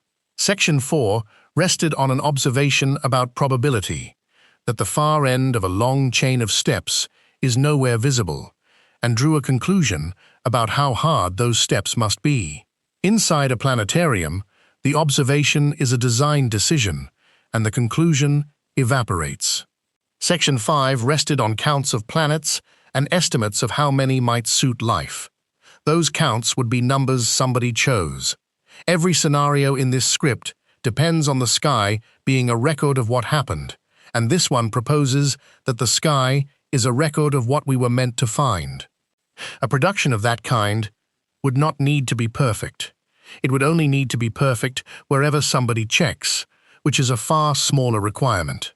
Detail could be generated as it was examined and left vague everywhere else, in the way a stage set is finished on the side facing the audience. That shortcut is what makes the whole notion affordable enough to be worth calculating, and Baxter took it seriously, as an engineering feature rather than a loophole. Then Baxter did the part almost nobody quotes, and it turns the paper into something more interesting than a bad dream. He asked what such a production would cost. Costing a simulation means costing information. A convincing environment has to track everything an observer might examine, at the resolution the observer can resolve, and it has to keep the results consistent with everything examined previously. Every star that gets looked at needs a spectrum. Every rock that gets broken open needs an interior. Every experiment run twice needs to give the same answer both times, or the audience notices. None of that is free, and the bill grows with the number of observers, the sharpness of their instruments, and the length of time the production has to hold together. A simulation has to be computed. Computation requires energy and hardware, and both scale with how much is being simulated and how finely. Baxter worked through the requirements for productions of different sizes and different levels of detail, and he found a ceiling. Simulating our civilization as it currently stands, one planet, one species, the sky, as seen from here, sits within the reach of a Kardashev Type 3 culture. The resources exist. The arithmetic closes. Extend the production, though, and it stops closing. Baxter calculated that maintaining a fully consistent illusion for a human culture, spread across a region roughly 100 light-years wide, would exceed what any conceivable machine could deliver. The requirement passes beyond expensive and into physically impossible, so the planetarium has walls, and the walls are calculable. Two things follow from that, and they pull in opposite directions. The reassuring one is that the deception cannot be unlimited. Whatever is running the production, if anything is, operates under constraints, and constraints can in principle be found. The less reassuring one is that the ceiling Baxter calculated sits comfortably above our present circumstances. One species, on one world, with telescopes that resolve what ours resolve, is well inside budget. The affordable size of a fake sky turns out to be roughly the size of the sky we have. That result gives the hypothesis something almost none of the others in this script possess, which is a way of being wrong. If we are inside a theater with 100 light-year ceiling, then a civilization that spreads beyond that radius, with millions of independent observers checking the sky from separated positions and comparing notes across generations, would eventually strain the production past its limits. The seams would show. Baxter's paper, which sounds at first like the least testable idea in the field, ends up proposing an experiment. The experiment takes some centuries and requires us to go a very long way from home, but it is an experiment. Nothing else in this section, and very little in this script, can say as much. 2 years after Baxter's paper, a related argument appeared from a different direction and became far better known. In 2003, Nick Bostrom published a piece in The Philosophical Quarterly, Volume 53, Issue 211, asking whether we are living inside a computer simulation. His reasoning had nothing to do with the empty sky, and its structure was different. Bostrom argued that at least one of 3 statements must be true. Either civilizations at our stage almost always go extinct before they can run detailed simulations of their ancestors, or civilizations capable of running such simulations almost always choose not to, or we are almost certainly inside one, because the simulated minds would vastly outnumber the original ones. The counting step, in that third branch, does the heavy lifting. If a civilization capable of such things ran even a modest number of detailed historical simulations, each containing billions of minds, then simulated minds would outnumber original ones by an enormous ratio. A mind reasoning about its own situation, with no way to tell which sort it is, should therefore assume it belongs to the larger group. The logic is uncomfortable precisely because it requires no exotic physics and no hidden operator with a motive. It requires only that such simulations are possible, that somebody eventually makes them, and that arithmetic applies to minds. The two papers are often blurred together, and they should not be. Bostrom's argument is about counting minds and works from probability. Baxter's is about counting joules and works from thermodynamics. Bostrom concludes that one of three things is true. Baxter concludes that a specific kind of deception is affordable up to a specific size and not beyond it. Bostrom's version also carries a sting that Baxter's does not, and it points back at Section 4. The first branch of his three, the one where civilizations at our stage reliably fail before reaching the capacity to run such simulations, is the great filter wearing different clothes. If we are not in a simulation and nobody chose to abstain from making them, then something removes civilizations before they get that far. The simulation argument and the filter argument turn out to be two faces of the same worry about what happens next. Milan Ćirković, at the Astronomical Observatory of Belgrade, engaged with the scale of these arguments in a 2008 paper, examining what assumptions about empire and expansion such scenarios quietly require. Ćirković has spent much of his career on the overlap between the search for life and the study of catastrophic risk, and his contribution here was to insist that the hidden premises be dragged into view. Every scenario in this field smuggles in a claim about what a very old civilization would want. Those claims are usually stated as though they were obvious, and none of them are. The criticism of the planetarium hypothesis is the same criticism that lands on the zoo, and it lands harder here. Some researchers have grouped both proposals together as theological rather than scientific, meaning that they explain everything, forbid nothing, and cannot be moved by evidence. A theater operator, competent enough to build the production, is competent enough to patch any hole an inhabitant finds. Baxter's ceiling helps only if the operator is bound by the physics we have been shown, and the physics we have been shown would itself be part of the show. The idea also inherits a version of the Copernican problem from Section 1. Both the zoo and the planetarium require that somebody, somewhere, considers this species important enough to spend enormous resources managing. A galaxy-scale civilization building a bespoke theater for one planet of primates is not an obviously sensible allocation of a galaxy. And the hypothesis has a curious internal problem. If simulations are cheap enough to be worth running, and the operator has a galaxy of resources, then a great many productions would be running rather than one. The reasoning that makes us likely to be inside a simulation is the same reasoning that makes us unremarkable inside it. One audience among an enormous number, in a production nobody in charge is paying much attention to. Whatever unease the idea generates, importance is not part of it. A hypothesis of this shape also does something awkward to the practice of the science around it. Astronomy proceeds by assuming that the sky is honest, not because anybody has proved it, but because no other assumption permits work. Once the possibility of a managed sky is admitted, every result becomes provisional in a way that cannot be resolved by taking more measurements. Researchers generally handle this by setting the possibility aside and carrying on, which is the only practical option and is not the same as having answered it.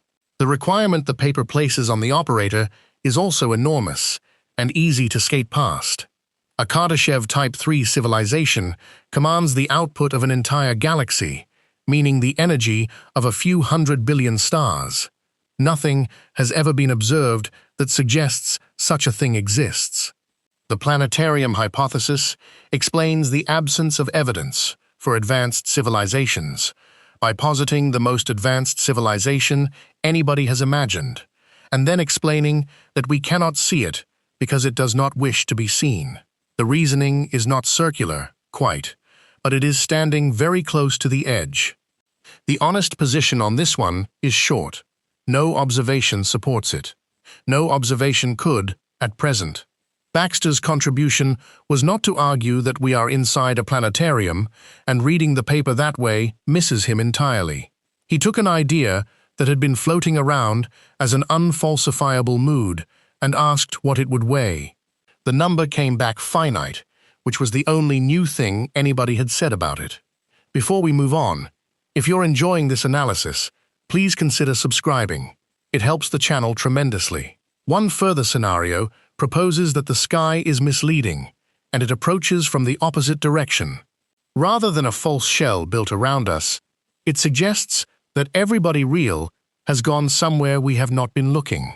The direction is inward rather than outward across the galaxy, into something smaller and denser and far more efficient than anything that can be built on the surface of a world.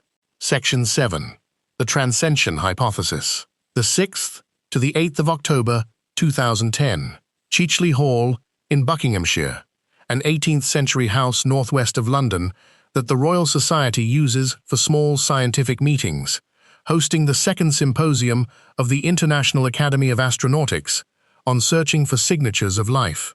Among the speakers was John M. Smart, who ran an organization in Mountain View, California called the Acceleration Studies Foundation and taught at the Naval Postgraduate School in Monterey. His talk appeared 2 years later as a paper in Acta Astronautica, Volume 78, pages 55 to 68, and it argued that the entire search had been pointed the wrong way for 50 years. Every scenario so far in this script assumes that a successful civilization gets bigger. It spreads, occupies more space, gathers more matter, builds larger structures, and becomes correspondingly easier to see. The Kardashev scale is built on that assumption, sorting civilizations by how much raw power they command. Hart and Tipler assumed it. Grabby expansion assumes it.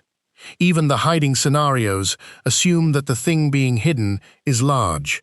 Smart proposed the opposite trajectory. He argued that the direction of development, for anything complex enough to develop at all, runs inward rather than outward. The path runs towards smaller and denser, toward faster and more efficient, in progressively more compact space, until the endpoint approaches the density of a black hole. His reasoning came from biology rather than astronomy, which is why the paper reads unlike anything else in this field. Smart drew on developmental biology, the study of how organisms grow according to internal programs that produce the same outcomes over and over. An acorn does not expand outward indefinitely. It follows a path to a specific form. Smart's claim was that technological civilizations may be subject to something comparable, a developmental attractor that pulls every one of them toward the same destination, regardless of where they started or what they intended. The destination he proposed is computation at the highest density physics permits. Signals take time to cross space, and that time is a cost. Two components a meter apart can exchange information faster than two components a light year apart, by an enormous factor. Any mind or civilization that cares about thinking quickly and thinking a great deal has an overwhelming incentive to bring its parts closer together rather than scatter them across a galaxy where every thought would take millennia to complete. Push that far enough, and the expansion story inverts completely. A civilization does not colonize the stars.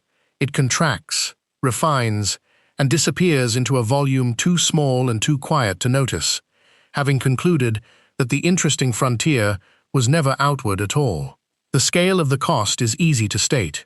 Light crosses the distance from Earth to the Moon in a little over a second and reaches the nearest star in 4 years. A civilization spread across 1,000 light-years would take 1,000 years to pass a single message from one edge to the other, and 2,000 to get a reply. Any process requiring back and forth between distant parts would run at a pace measured in millennia.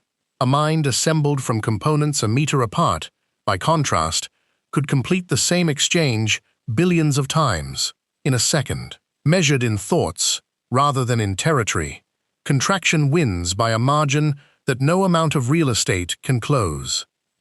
Smart gave the hypothesis a prediction, which raises it above the level of a mood. If civilizations follow this path, they should go dark in a specific pattern. Radio leakage would cease as each one passed its own technological transition. Later, even the chemical traces of industry in an atmosphere would stop. And because star formation and the availability of heavy elements vary with position in the galaxy, worlds should reach that transition earlier in some regions than others. Smart suggested looking for the resulting pattern, an inner zone where planets that ought to show signs of life instead show nothing at all. He described the expected result as a problem of missing planets, meaning worlds that satisfy every condition anybody has proposed for life and yet register as sterile. Under his reading, silence would not be spread evenly across the sky. It would be structured deepest where development began earliest, and the structure itself would be the signature. Now the evidence, and here the section takes an unexpected turn, because the failed searches for the outward version are the closest thing Smart has to support. The 3rd of June, 1960. The journal Science, Volume 131, Issue 3414, pages 1667 and 1668. Freeman Dyson, working at the Institute for Advanced Study in Princeton, published a short paper suggesting a way to detect an advanced civilization. His logic was thermodynamic. A civilization using a large fraction of its star's output cannot simply consume that energy and leave no trace, because energy used becomes heat, and heat radiates. So a civilization harvesting starlight on a grand scale should glow in the infrared. Dyson proposed looking for stars that shine too much in the infrared and too little in visible light. The popular version of this idea is a solid shell enclosing a star, and Dyson spent years objecting to it. He never proposed a shell. A rigid sphere around a star is not stable, and he knew it. His actual suggestion involved a great many separate objects in independent orbits, a swarm rather than a structure, and he credited the seed of the notion to a novel by Olaf Stapledon, rather than claiming it as his own invention. The thing that bears his name is not the thing he described. He said as much on several occasions, and it made no difference, which is a common fate for scientists whose ideas become popular. His actual proposal was also more modest in ambition than the reputation suggests. He was not predicting that such swarms exist. He was pointing out that if any do, they would be detectable by a method nobody was using, and that the method was cheap. The infrared was the place to look. Anything that uses a great deal of energy has to get rid of the heat somewhere, and heat is difficult to hide. The searches have been carried out. Richard Carrigan combed a whole-sky infrared survey and published his results in 2009, finding nothing convincing. A more recent effort out of Uppsala, working through data from the Gaia 2-micron all-sky survey and wide-field infrared survey explorer catalogs, reported a small number of candidates in 2024, none of which has been confirmed and all of which have ordinary explanations available.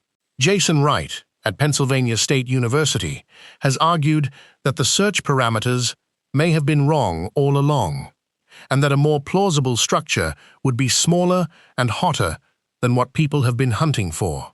Then, there is the one star that made headlines. In 2015, volunteers working through data from the Kepler Space Telescope noticed something odd about a star catalogued as KIC 8462852. The data covered 2009 to 2013, and the volunteers were part of a project called Planet Hunters, which put Kepler's light curves in front of members of the public because human eyes are good at spotting patterns that automated searches skip. The analysis was led by Tabetha Boyajian, then at Yale and later at Louisiana State University, and the star now carries her name. The way it was found deserves a moment.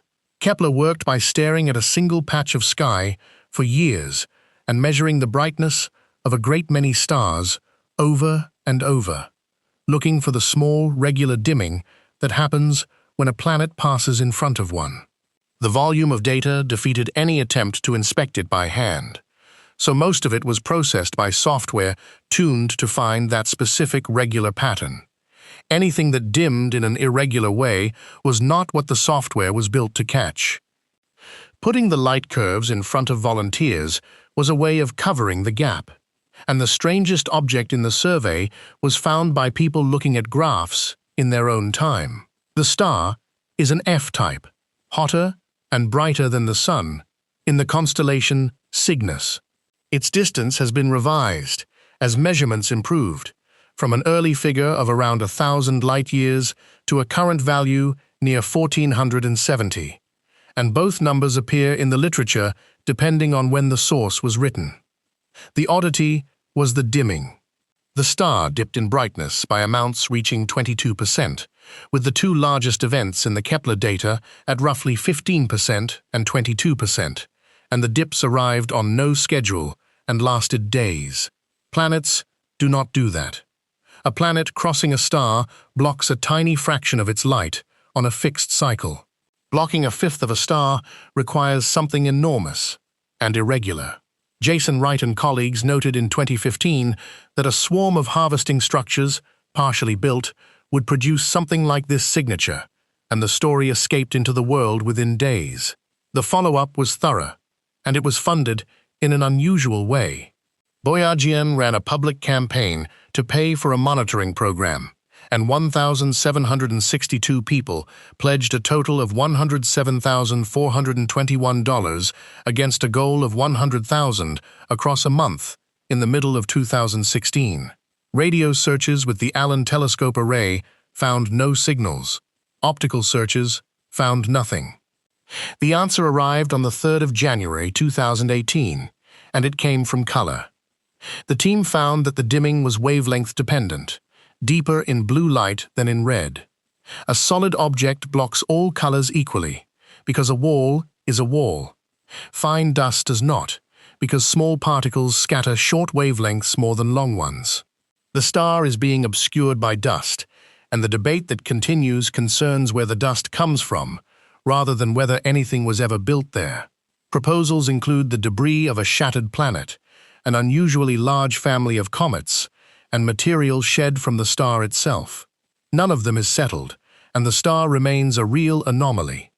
Unusual in the way that astronomy is often unusual, which is to say that a natural process nobody had catalogued turned out to be responsible. For Smart's hypothesis, this string of null results is not a defeat. Every search for a large outward structure has come back empty, which is exactly what a universe of inward-turning civilizations would look like. The trouble is that an empty sky is also exactly what a universe with nobody in it looks like, and what a universe of hiders looks like, and what a universe behind a filter looks like. The observation does not choose between them. The objections to transcension are serious. The physics of computation inside black hole conditions is not established, and Smart's endpoint depends on it. The developmental analogy carries a heavy assumption, the same one that undermined the dark forest reasoning, namely that all civilizations converge on one behavior. Biology produces acorns that become oaks, but biology also produces enormous variety, and an attractor strong enough to catch every civilization everywhere is a large claim built on no cases. The prediction has a practical weakness too. A pattern of missing planets requires knowing which planets ought to be showing signs of life, and Section 5 established how thin that ground is. The catalogue of candidate worlds runs to a few dozen entries selected on size and orbit alone. Detecting the difference between a sterile world and an inhabited one remains beyond current instruments in almost every case. A signature that consists of an absence, measured against an expectation nobody can currently calculate, is not yet something an observation can confirm or refute. This scenario sits further from the scientific mainstream than anything else in this script, and that should be stated plainly rather than smoothed over. It appeared in a peer-reviewed aerospace journal, it has been cited, and it has not been widely adopted. Its central mechanism remains unproven. Its prediction remains untested, and the reader should weight it accordingly. Before we move on, if you're enjoying this analysis, please consider subscribing. It helps the channel tremendously. A computer works better when it is cold, and the universe is cooling. In 2017, 3 researchers followed that single fact to its limit and concluded that the galaxy may be neither empty nor hidden. It may be asleep, having set an alarm for a date so distant that every star will have burned out before it rings. Section 8. The Estivation Hypothesis. The 27th of April, 2017. A paper posted to the preprint server ARXiv, published afterwards in the Journal of the British Interplanetary Society, Volume 69. Anders Sandberg and Stuart Armstrong wrote it at the Future of Humanity Institute at the University of Oxford, working with Milan M. Čurković at the Astronomical Observatory of Belgrade. 2 years later, a rebuttal took the physics apart, and the authors have not disputed it since. They proposed that the universe is occupied, that the occupants have already claimed most of what can usefully be claimed, and that they are not doing anything at the moment because they are waiting for the temperature to drop. 2 of the 3 authors had form on this question. Sandberg and Armstrong had published a paper in 2013, arguing that a civilization no more capable than ours will eventually become could launch a program to reach every galaxy within range using a fraction of the resources of a single solar system. The title referred to eternity in 6 hours, a nod to the modest scale of the effort required against the size of the prize. Their point was that colonizing a very large volume is not the hard part. If it can be done cheaply, then the absence of anybody having done it needs a better explanation than difficulty. And the estivation paper was their attempt at one. That earlier work also sharpens what the sleepers would have had to do first. Estivation is not a scenario in which somebody stays home and waits. The strategy only pays if the resources have already been secured, which means the expansion happened, the matter was gathered, and the volume was claimed, all before the dormancy began. Under this reading, the galaxy is not merely occupied. It has already been divided up by processes that finished long ago, and the quiet we measure is the quiet of a completed operation rather than one that never started. The word in the title is estivation, which means the summer equivalent of hibernation. Certain animals shut down through the hot months and resume when conditions improve. The paper's suggestion is that a civilization might do the same thing on a cosmic timescale, treating the entire present era of the universe as a season too hot to work in. The physics underneath this is real, and it is not obscure. Erasing information costs energy, and the minimum amount it costs depends on temperature. This result carries the name of Rolf Landauer, who worked it out at IBM, and it connects computing to thermodynamics in a way that has since been confirmed in the laboratory. The reason erasure costs anything takes a moment to see. Computation that merely moves information around can in principle be run backwards and costs nothing in itself. Throwing information away is different. A machine that forgets has reduced the number of states it could be in, and that reduction has to be paid for somewhere, which in practice means paying for it as heat pushed out into the surroundings. Every practical computer forgets constantly, which is why every practical computer gets warm. The consequence is direct. A cold computer can perform more operations for the same energy than a hot one. The gain is not marginal because the relationship is proportional to temperature, and temperature has a very long way left to fall. The universe is currently bathed in the leftover heat of its own beginning, a background glow sitting at about 2.7 degrees above absolute zero. That is cold by human standards and blazing by the standards of where things are heading. As space continues to expand, the background will keep cooling. approaching a floor set by the expansion itself. And that floor is not 2.7 degrees. The figure is around 3,000ths of a billionth of a billionth of a billionth of a degree above absolute zero. Getting there takes something on the order of 1 trillion years. That floor is set by the geometry of an expanding universe, rather than by anything in it. And it is not a temperature any object reaches by cooling down in the ordinary way. The floor represents the residual warmth of empty space in a universe that keeps stretching. Nothing can get colder than its surroundings without spending energy to do it, which is exactly the fact the whole argument turns on. Now the arithmetic that gives the paper its force. A civilization that waits for those conditions and then spends its stored energy on computation would get vastly more thinking done than the same civilization spending the same energy today. The figure in the paper is a multiplier of 10 to the power of 30. That figure is a 1 followed by 30 zeros, meaning 1,000,000,000,000,000,000,000 times more computation, for free, in exchange for nothing but patience. Numbers at that scale stop meaning anything, so it helps to reframe it. A civilization with enough stored energy to think one thought today makes the comparison clearer.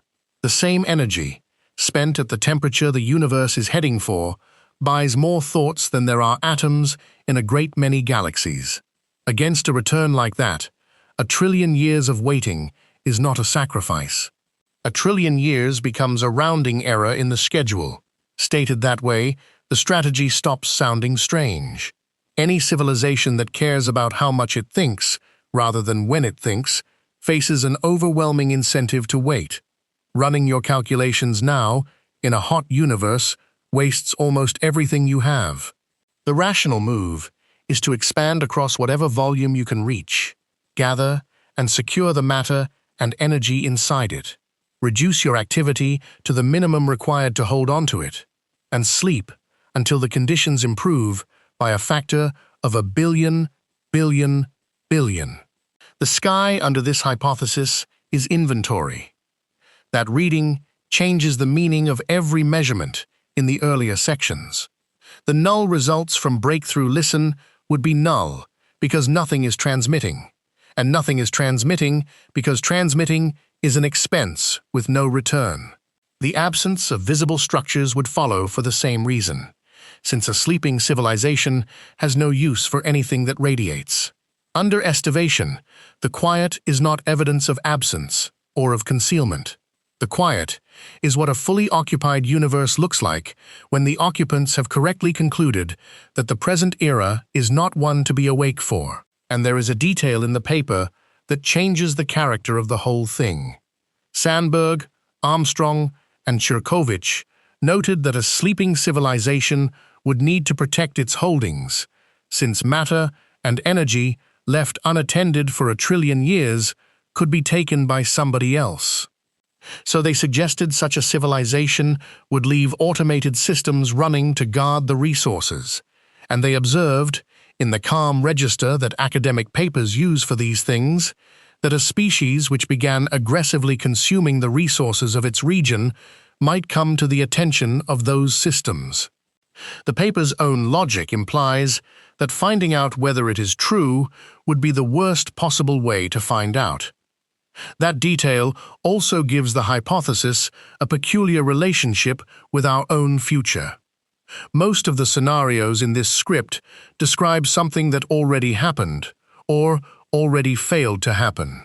This one describes an arrangement we could still walk into. A species that begins dismantling planets for raw material or harvesting a star would be taking assets rather than merely making noise, and taking assets is the one activity the paper suggests would draw a response. The risk it describes is not in the past. It sits at whatever point our own ambitions grow large enough to matter to somebody. That is where the argument stood for 2 years. Then it was taken apart, and the people who took it apart were well placed to do it. In February 2019, a rebuttal appeared from Charles H. Bennett, Robin Hanson, and C. Jess Riedel, published in Foundations of Physics that year. Bennett is one of the founders of quantum information theory and spent his career at IBM, which is the same institution where Landauer had established the principle the estivation argument rests on.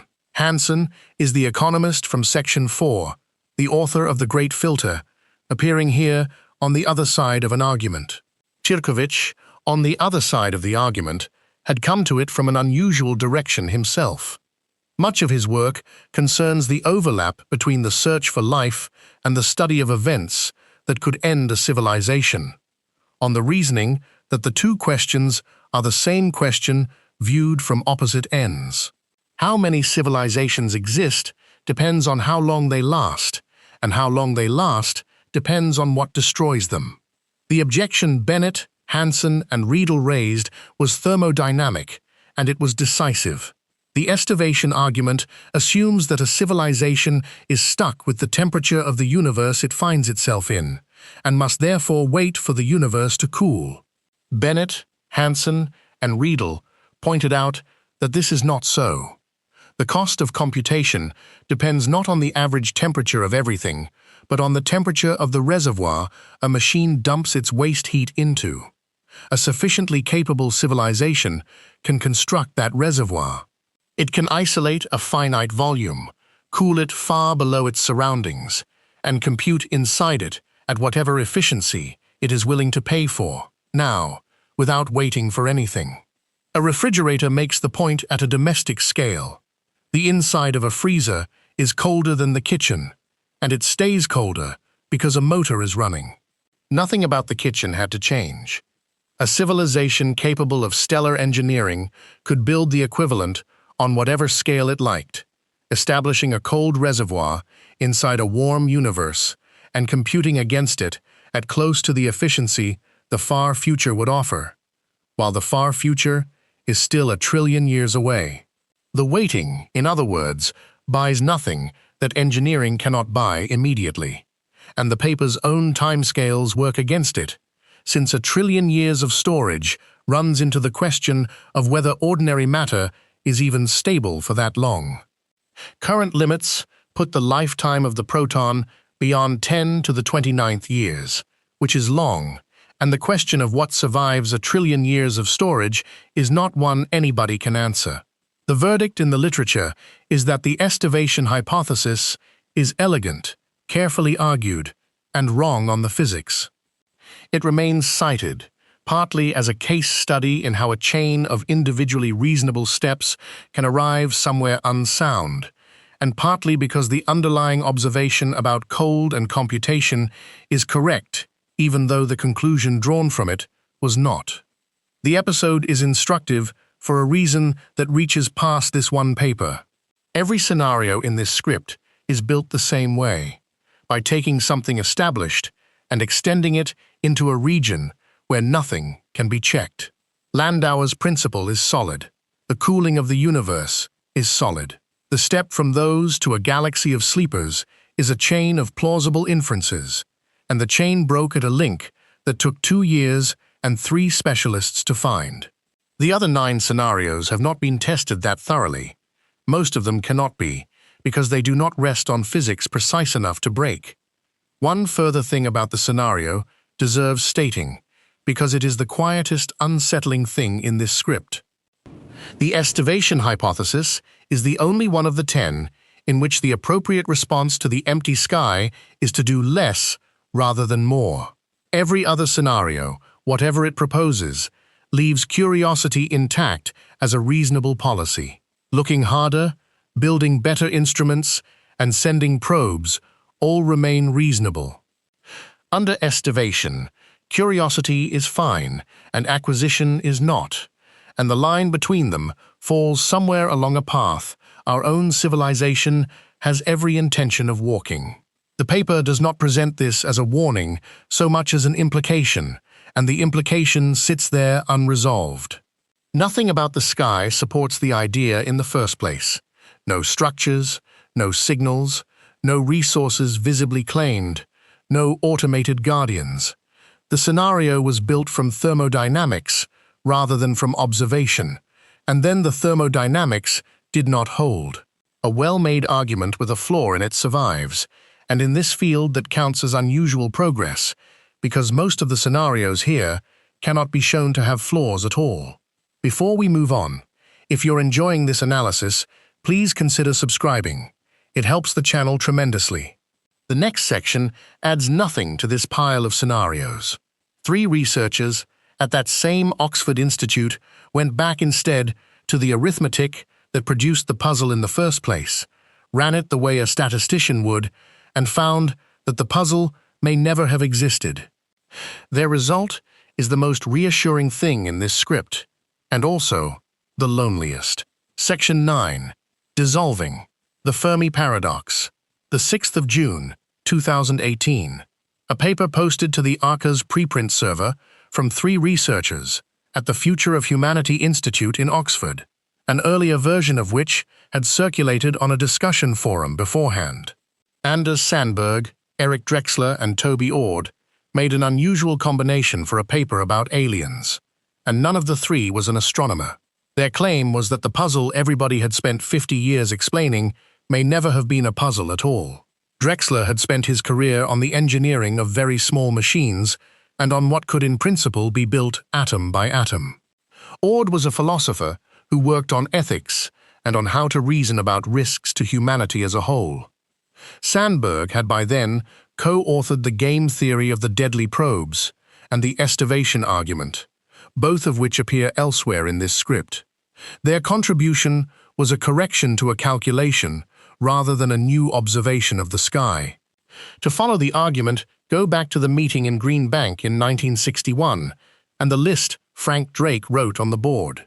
Rate of star formation, fraction with planets, number of habitable worlds, fraction where life starts, fraction where intelligence appears, fraction that can communicate, and how long a civilization lasts. Multiply the 7 together, and out comes a number of civilizations. Almost everybody who has used that equation since has used it the same way.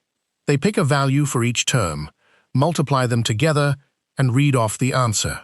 And the answer, using values most researchers considered reasonable, tends to come out large. The results run to thousands of civilizations in this galaxy, or millions. Set that against a sky in which nothing has ever been detected, and the contradiction seems glaring, which is where every scenario in the previous 8 sections came from. Something must be removing them, hiding them, filtering them, or faking the evidence. Sandberg, Drexler, and Ord pointed out that the contradiction is an artifact of how the multiplication was done. The problem lies in the difference between a number and a range. Take the fraction of habitable planets where life actually gets started. Nobody knows that value. Not approximately, not within a factor of 10, not within a factor of 1 billion. The honest position is that it might be nearly 1, if life begins readily wherever conditions allow, or it might be 1 in a number so large that Earth is the only case in the observable universe. That is not uncertainty about the second decimal place. The plausible range spans dozens of orders of magnitude, and the same is true, to varying degrees, of the other biological terms. Writing a single number into that slot does not represent the state of knowledge. It conceals it. The Green Bank meeting of 1961 had done something specific with those terms. For the fraction of habitable worlds where life begins, they wrote 1. For the fraction where intelligence appears, 1. Both set to certainty, meaning life always starts and always becomes intelligent, and neither value based on anything except the absence of an alternative. Those were placeholders written on a board to structure a 2-day discussion, and they were never meant to survive contact with a calculator. They survived anyway, propagating through textbooks and articles for 60 years, and the large numbers that came out the other end became the paradox everybody set about explaining. So the 3 researchers did the calculation properly. Instead of 1 value per term, they used a probability distribution for each, chosen to reflect how little is actually known and how wide the plausible ranges are. Then they sampled from those distributions many times over, computing the result again and again, and looked at the shape of the answers rather than at any single answer. The technique is ordinary, and it is used across the sciences, wherever inputs are uncertain. Rather than asking what the answer is, it asks what range of answers the uncertainty permits, and how the possibilities are distributed within that range. Run the calculation 10,000 times, drawing different plausible values each time, and the collection of results describes the state of knowledge honestly, including how little of it there is. The output is a shape rather than a number. The shape is the whole point, and it comes down to a distinction between two ways of describing a set of numbers. The mean is the average. Add everything up, divide by how many there are. The median is the middle value, the one where half the results fall below and half above. For most everyday collections of numbers, these land close together. For distributions, stretched across many orders of magnitude, they can be worlds apart. And the gap is where 50 years of confusion has been living. A lottery makes the point plainly. 1 million people each buy a ticket, and one of them wins 10 million. The average winnings across all players is £10 a head, which sounds like a reasonable return. The median winnings are 0, because the overwhelming majority of players got nothing at all. Both numbers are correct. Only one of them describes what happens to almost everybody. The Drake equation behaves the same way. When the uncertainty in the biological terms is honestly represented, the mean number of civilizations comes out large because the calculation includes some scenarios in which life is easy and the galaxy is crowded, and those scenarios contribute enormous values that drag the average upward. The median comes out very small. The typical outcome, the one that happens in most of the ways the universe could have been arranged, is a nearly empty galaxy. Every calculation that produced a paradox had been reporting the average and treating it as the expectation. The average was never the thing to look at. The reason the two diverge so violently here is the width of the uncertainty. If the probability that life starts might be anywhere from nearly 1 to 1 in a number with 50 digits, then a handful of samples drawn from the optimistic end produce galaxies teeming with civilizations. And those few results are large enough to dominate any average they are included in. Meanwhile, the great majority of samples, drawn from the rest of the range, produce nothing at all. The average describes a universe that occurs rarely. The median describes the universe that occurs most of the time. Their numbers are specific. On their prior estimates, before taking any account of what we observe, the chance of being alone in this galaxy is roughly 1 in 3. The chance of being alone in the entire observable universe comes out around 10%. Then, they folded in the observation itself, the fact that we have looked and found nothing, and updated accordingly. After that update, the probability that we are the only civilization in the Milky Way sits somewhere between 53% and 99.6%, and the probability that we are the only one in the observable universe sits between 39 and 85%. The ranges are wide because the inputs are uncertain, and the authors were careful about presenting them as ranges. The conclusion is not that we are alone. The conclusion is that being alone was always among the ordinary possibilities, and that an empty sky was never surprising enough to require an explanation. The consequence for the previous 8 sections is severe. The zoo, the deadly probes, the great silence, the filter, the rare planet, the planetarium, the inward turn, the sleepers. Every one of them is an answer to a question. If this paper is right, the question was malformed. No gap ever existed between prediction and observation, because the prediction had been calculated wrongly, and 50 years of increasingly elaborate scenarios were built to account for a discrepancy that arithmetic had manufactured. The name of the paper also preserves a mistake this script has already covered. The phrase, Fermi paradox, honors a man who never proposed it, and the argument being dissolved was assembled by Michael Hart in 1975 and sharpened by Frank Tipler in 1980. The misattribution has become too settled to correct, so even the paper dismantling the paradox uses the wrong name for it. This section is the calmest thing in this script, and it needs saying plainly that the calm is real. A quiet sky requires no predators, no keepers, no machines, and no wall in front of us. It requires only that the origin of life is difficult, which is a proposition nobody can currently rule out, and which the single available example cannot settle in either direction. That last point deserves stating without softening, because it is the foundation the entire subject stands on. Life has been observed to begin exactly once.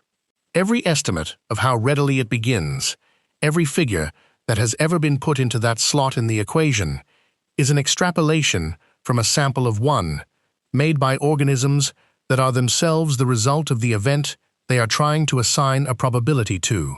No experiment has produced life from non-life. No second instance has been found anywhere, on Mars, or in the outer solar system, or in any atmosphere measured around another star. The number could be almost anything, and the honest expression of that is the wide distribution these three researchers used, rather than the confident single value that produced 60 years of paradox. The calm has an edge, though, and the edge appears when this paper is set beside Section 4. Being alone, because the first step is nearly impossible, would mean the great filter sits far behind us, and the road ahead is clear. Being alone for some other reason would not. The arithmetic here says that emptiness is expected. It does not say which kind of emptiness we are in. A further consequence follows, and it concerns how the field has spent its time. Sections 1 through 8 describe 50 years of increasingly sophisticated work by capable people, and none of that work was wasted in the sense of being badly done. Each paper is careful. Several are elegant. Two of them, Estivation and the Planetarium, contain original physics. But if the paradox they were built to resolve was an artifact of multiplying 7 guesses together, then the entire literature is a monument to a mistake made on a blackboard in West Virginia in 1961 by people who never claimed those numbers were more than conversation starters. That is not an argument against doing the work. Nobody could have known in advance which way the calculation would fall, and the calculation had to be done properly before anyone could say. The episode does serve as a reminder about how far a subject can travel on a foundation nobody went back to inspect. The criticism has come, and it targets exactly the right place.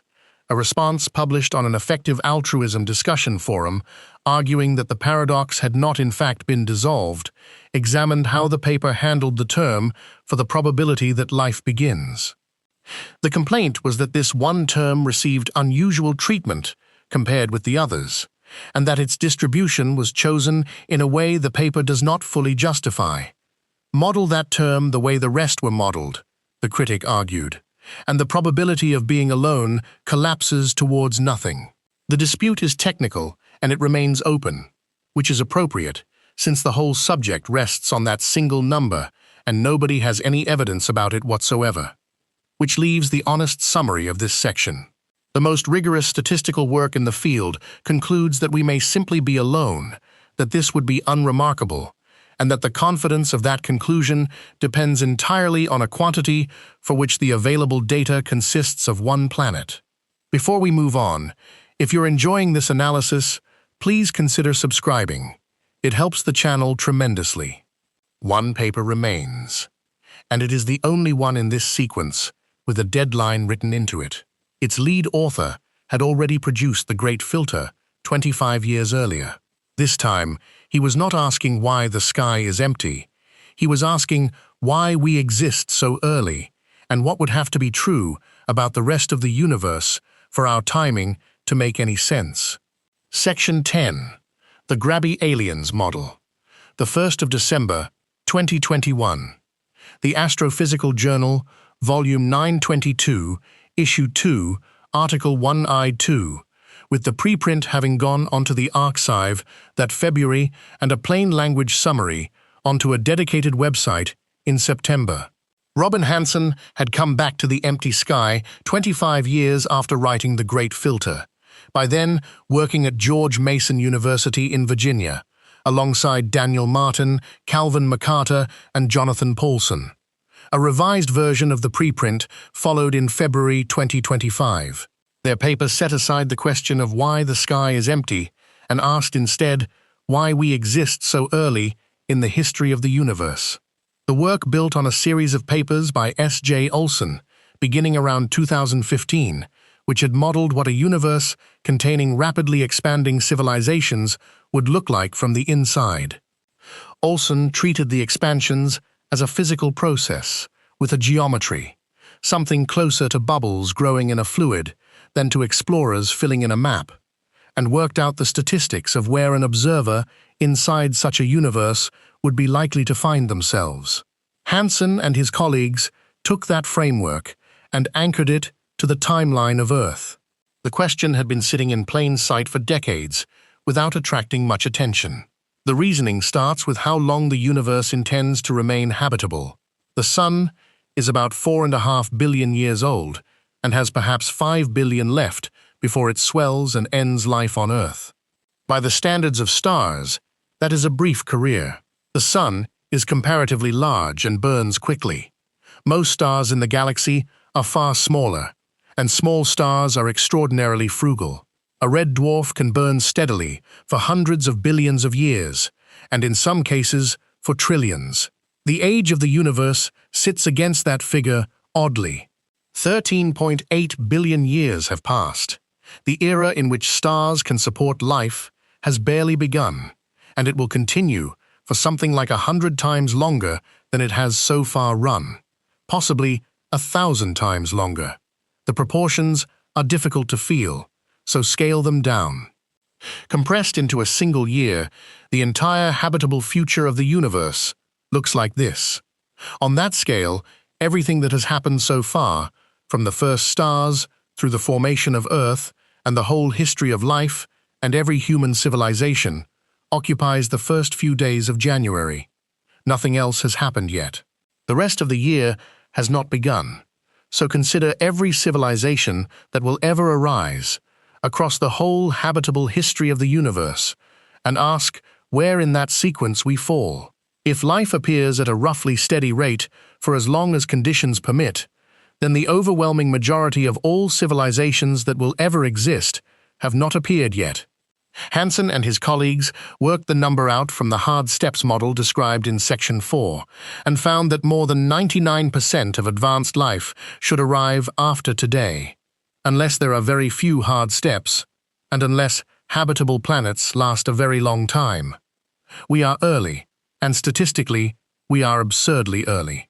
Being among the first arrivals at a party that runs for 1 trillion years requires an explanation, and coincidence is not much of one. The logic here is the same kind of reasoning that makes it strange to walk into a cinema and find yourself in the front row of an empty auditorium 2 hours before the film. The situation is not impossible, merely the sort that suggests either unusual luck or some fact about the arrangement that nobody has mentioned. Their proposed explanation is that the party has a closing time. Some fraction of civilizations may expand, and expand fast, and visibly change whatever they occupy. Hansen calls these grabby civilizations, choosing a deliberately unlovely word for a deliberately simple behavior. They take things. As such a civilization spreads, the volume it controls stops being available for new life to develop in. The resources may have been used, the conditions may have been altered, and a young civilization arising inside an occupied region is not really a new civilization at all. The word choice matters, and Hansen has been careful about it. Grabby does not mean hostile. It carries no assumption about motive, ethics, or attitude towards anybody they encounter. A grabby civilization might be benevolent, indifferent, or something no human category covers. The model requires only 3 behaviors: that they expand, that they expand quickly, and that the regions they occupy visibly stop being empty. Everything else about them is left blank, which is precisely why the model can be constrained by observation, while the scenarios in earlier sections cannot. Now the timing resolves. If grabby civilizations eventually fill the universe, then the window during which a species can arise independently is not the whole habitable history of the universe. It closes early, long before the stars run out, and any species that finds itself existing at all must have arisen inside that window, because arising later was not available. We are early, because early is the only thing anybody gets to be. The model has 3 parameters, and the authors constrained all 3 from things we can observe, which is the most unusual feature of the paper. They used the number of hard steps, estimated at somewhere between 3 and 9 from Earth's timeline. They used the fact that no expanded civilization is visible anywhere in the sky, and they used the roughly 1 billion years of habitable time Earth still has left. From those 3 anchors, they argued that each parameter can be pinned down to within a factor of about 4, which for this field is a striking claim. Section 9 described an honest range on a single term spanning dozens of orders of magnitude. A factor of 4 is a different universe of precision. The reason the model achieves it is that it deliberately asks a narrower question. It does not attempt to work out how many civilizations exist, which requires knowing how easily life begins. It asks instead, what would have to be true for our arrival time to be unremarkable? And arrival time is something we can measure, because we know when we showed up. The output includes the following figures. Grabby civilizations must expand at more than about half the speed of light, and the analysis favors something within about a quarter of light speed itself. By the time a typical grabby civilization first appears, such civilizations already control something on the order of a third to a half of the volume of the universe. And if quiet civilizations exist that never expand, the ratio of quiet to grabby would need to be around 10,000 to 1 for us to expect even a single civilization ever to have arisen in our own galaxy. Then comes the part that explains why we see nothing, and it is a selection effect rather than a hiding place. A civilization expanding at close to the speed of light is traveling only slightly slower than the light it emits. The light announcing its approach and the frontier itself arrive at nearly the same moment. So a grabby civilization is not something an astronomer detects at leisure across intergalactic distances and then discusses at conferences for a century. Such a civilization becomes visible immediately before it arrives. A sky containing many such expansions in progress would look, from the inside of a region not yet reached, exactly as empty as ours does. Under this model, the reason we see nobody is that anyone we could see would already be here. The point can be put in terms of a warning that arrives with the thing it warns about. Thunder gives useful notice, because sound travels slowly compared with the danger. A wave, visible on the horizon, can be prepared for. Neither works if the messenger and the event travel at nearly the same speed, and light is the fastest messenger available. A frontier moving at 90-something% of light speed is preceded by almost no notice at all, which means the emptiness of the sky carries no information about whether such frontiers exist. Both a universe full of them and a universe with none would look precisely like this one from where we are sitting. The unsettling quality of this scenario differs from every other one in this script, and it is a matter of tense. Section 2 placed the difficulty in the past, in machines that were never launched. Section 4 placed it either in the past or the future without deciding. Section 5 placed it in the improbable assembly of one planet. Section 9 placed it in an arithmetic error. This model places nothing in the past at all.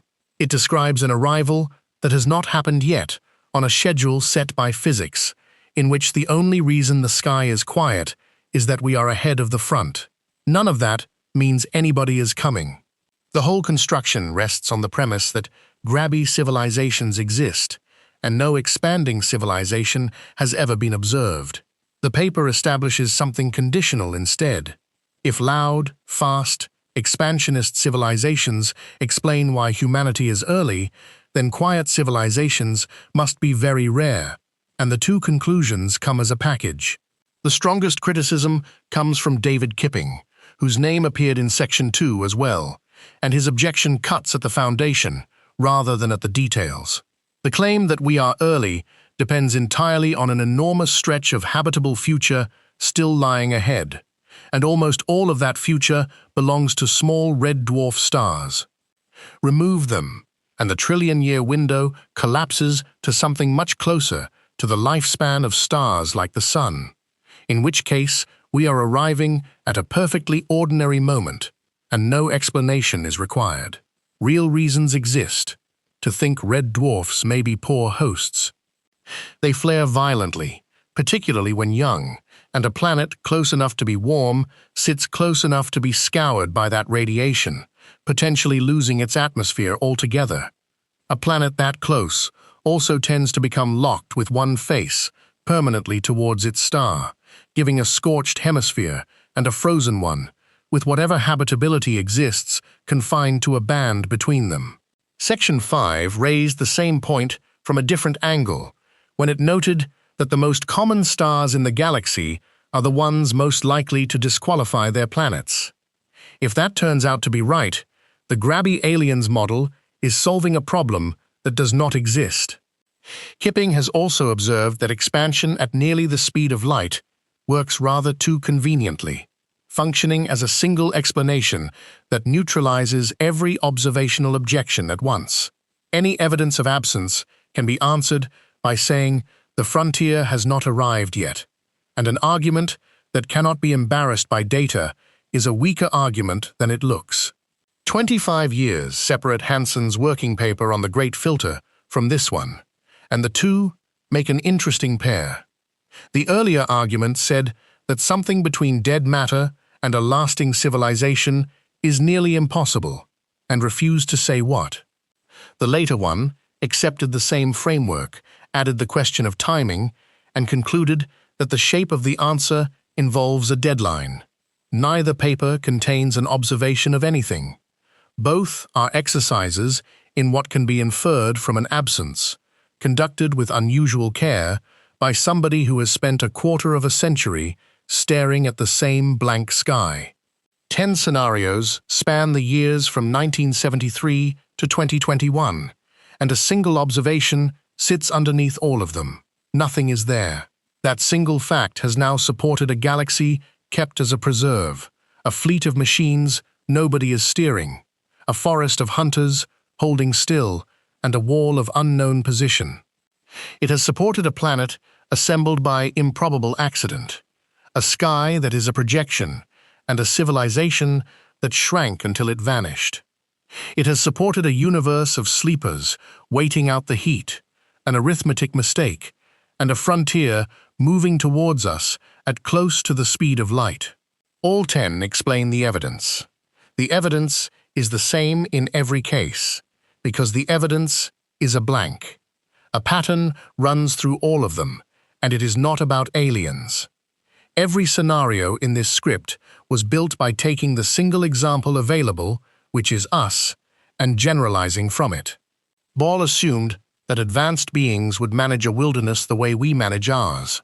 Hart and Tipler assumed that expansion is what a capable species does, because it is what we have always done. The Dark Forest assumed that fear scales. Rare Earth assumed that the features of our own planet are the features a living world requires. Transcension assumed that miniaturization continues because it has continued for us. Estivation assumed patience and property. Grabby aliens assumed acquisition. Each proposal describes a possible universe, and each one describes its author's era rather more precisely.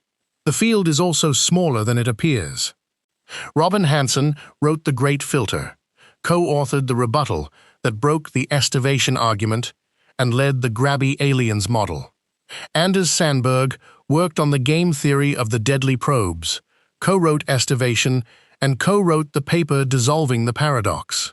A handful of people, working across 4 decades, produced most of the ideas in this script.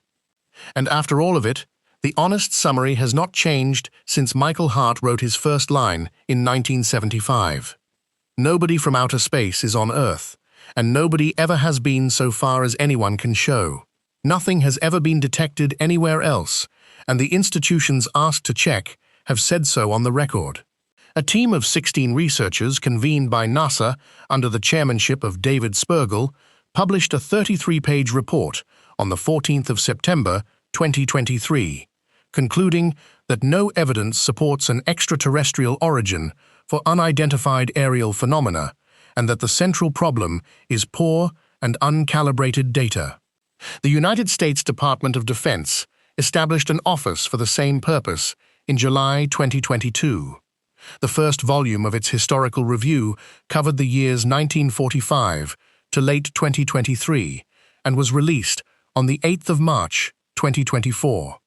It reported no evidence that any government investigation had ever confirmed a sighting to be extraterrestrial technology, and no empirical support for claims that recovered craft had been studied. Congressional hearings in July 2023 and November 2024 heard testimony making stronger claims, and that testimony remains unverified and is contradicted by the official findings.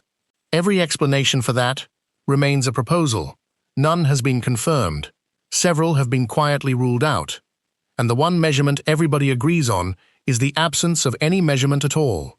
The sky will be there tomorrow night, and it will be just as quiet. If you enjoyed this breakdown, make sure to subscribe, and I'll see you in the next one.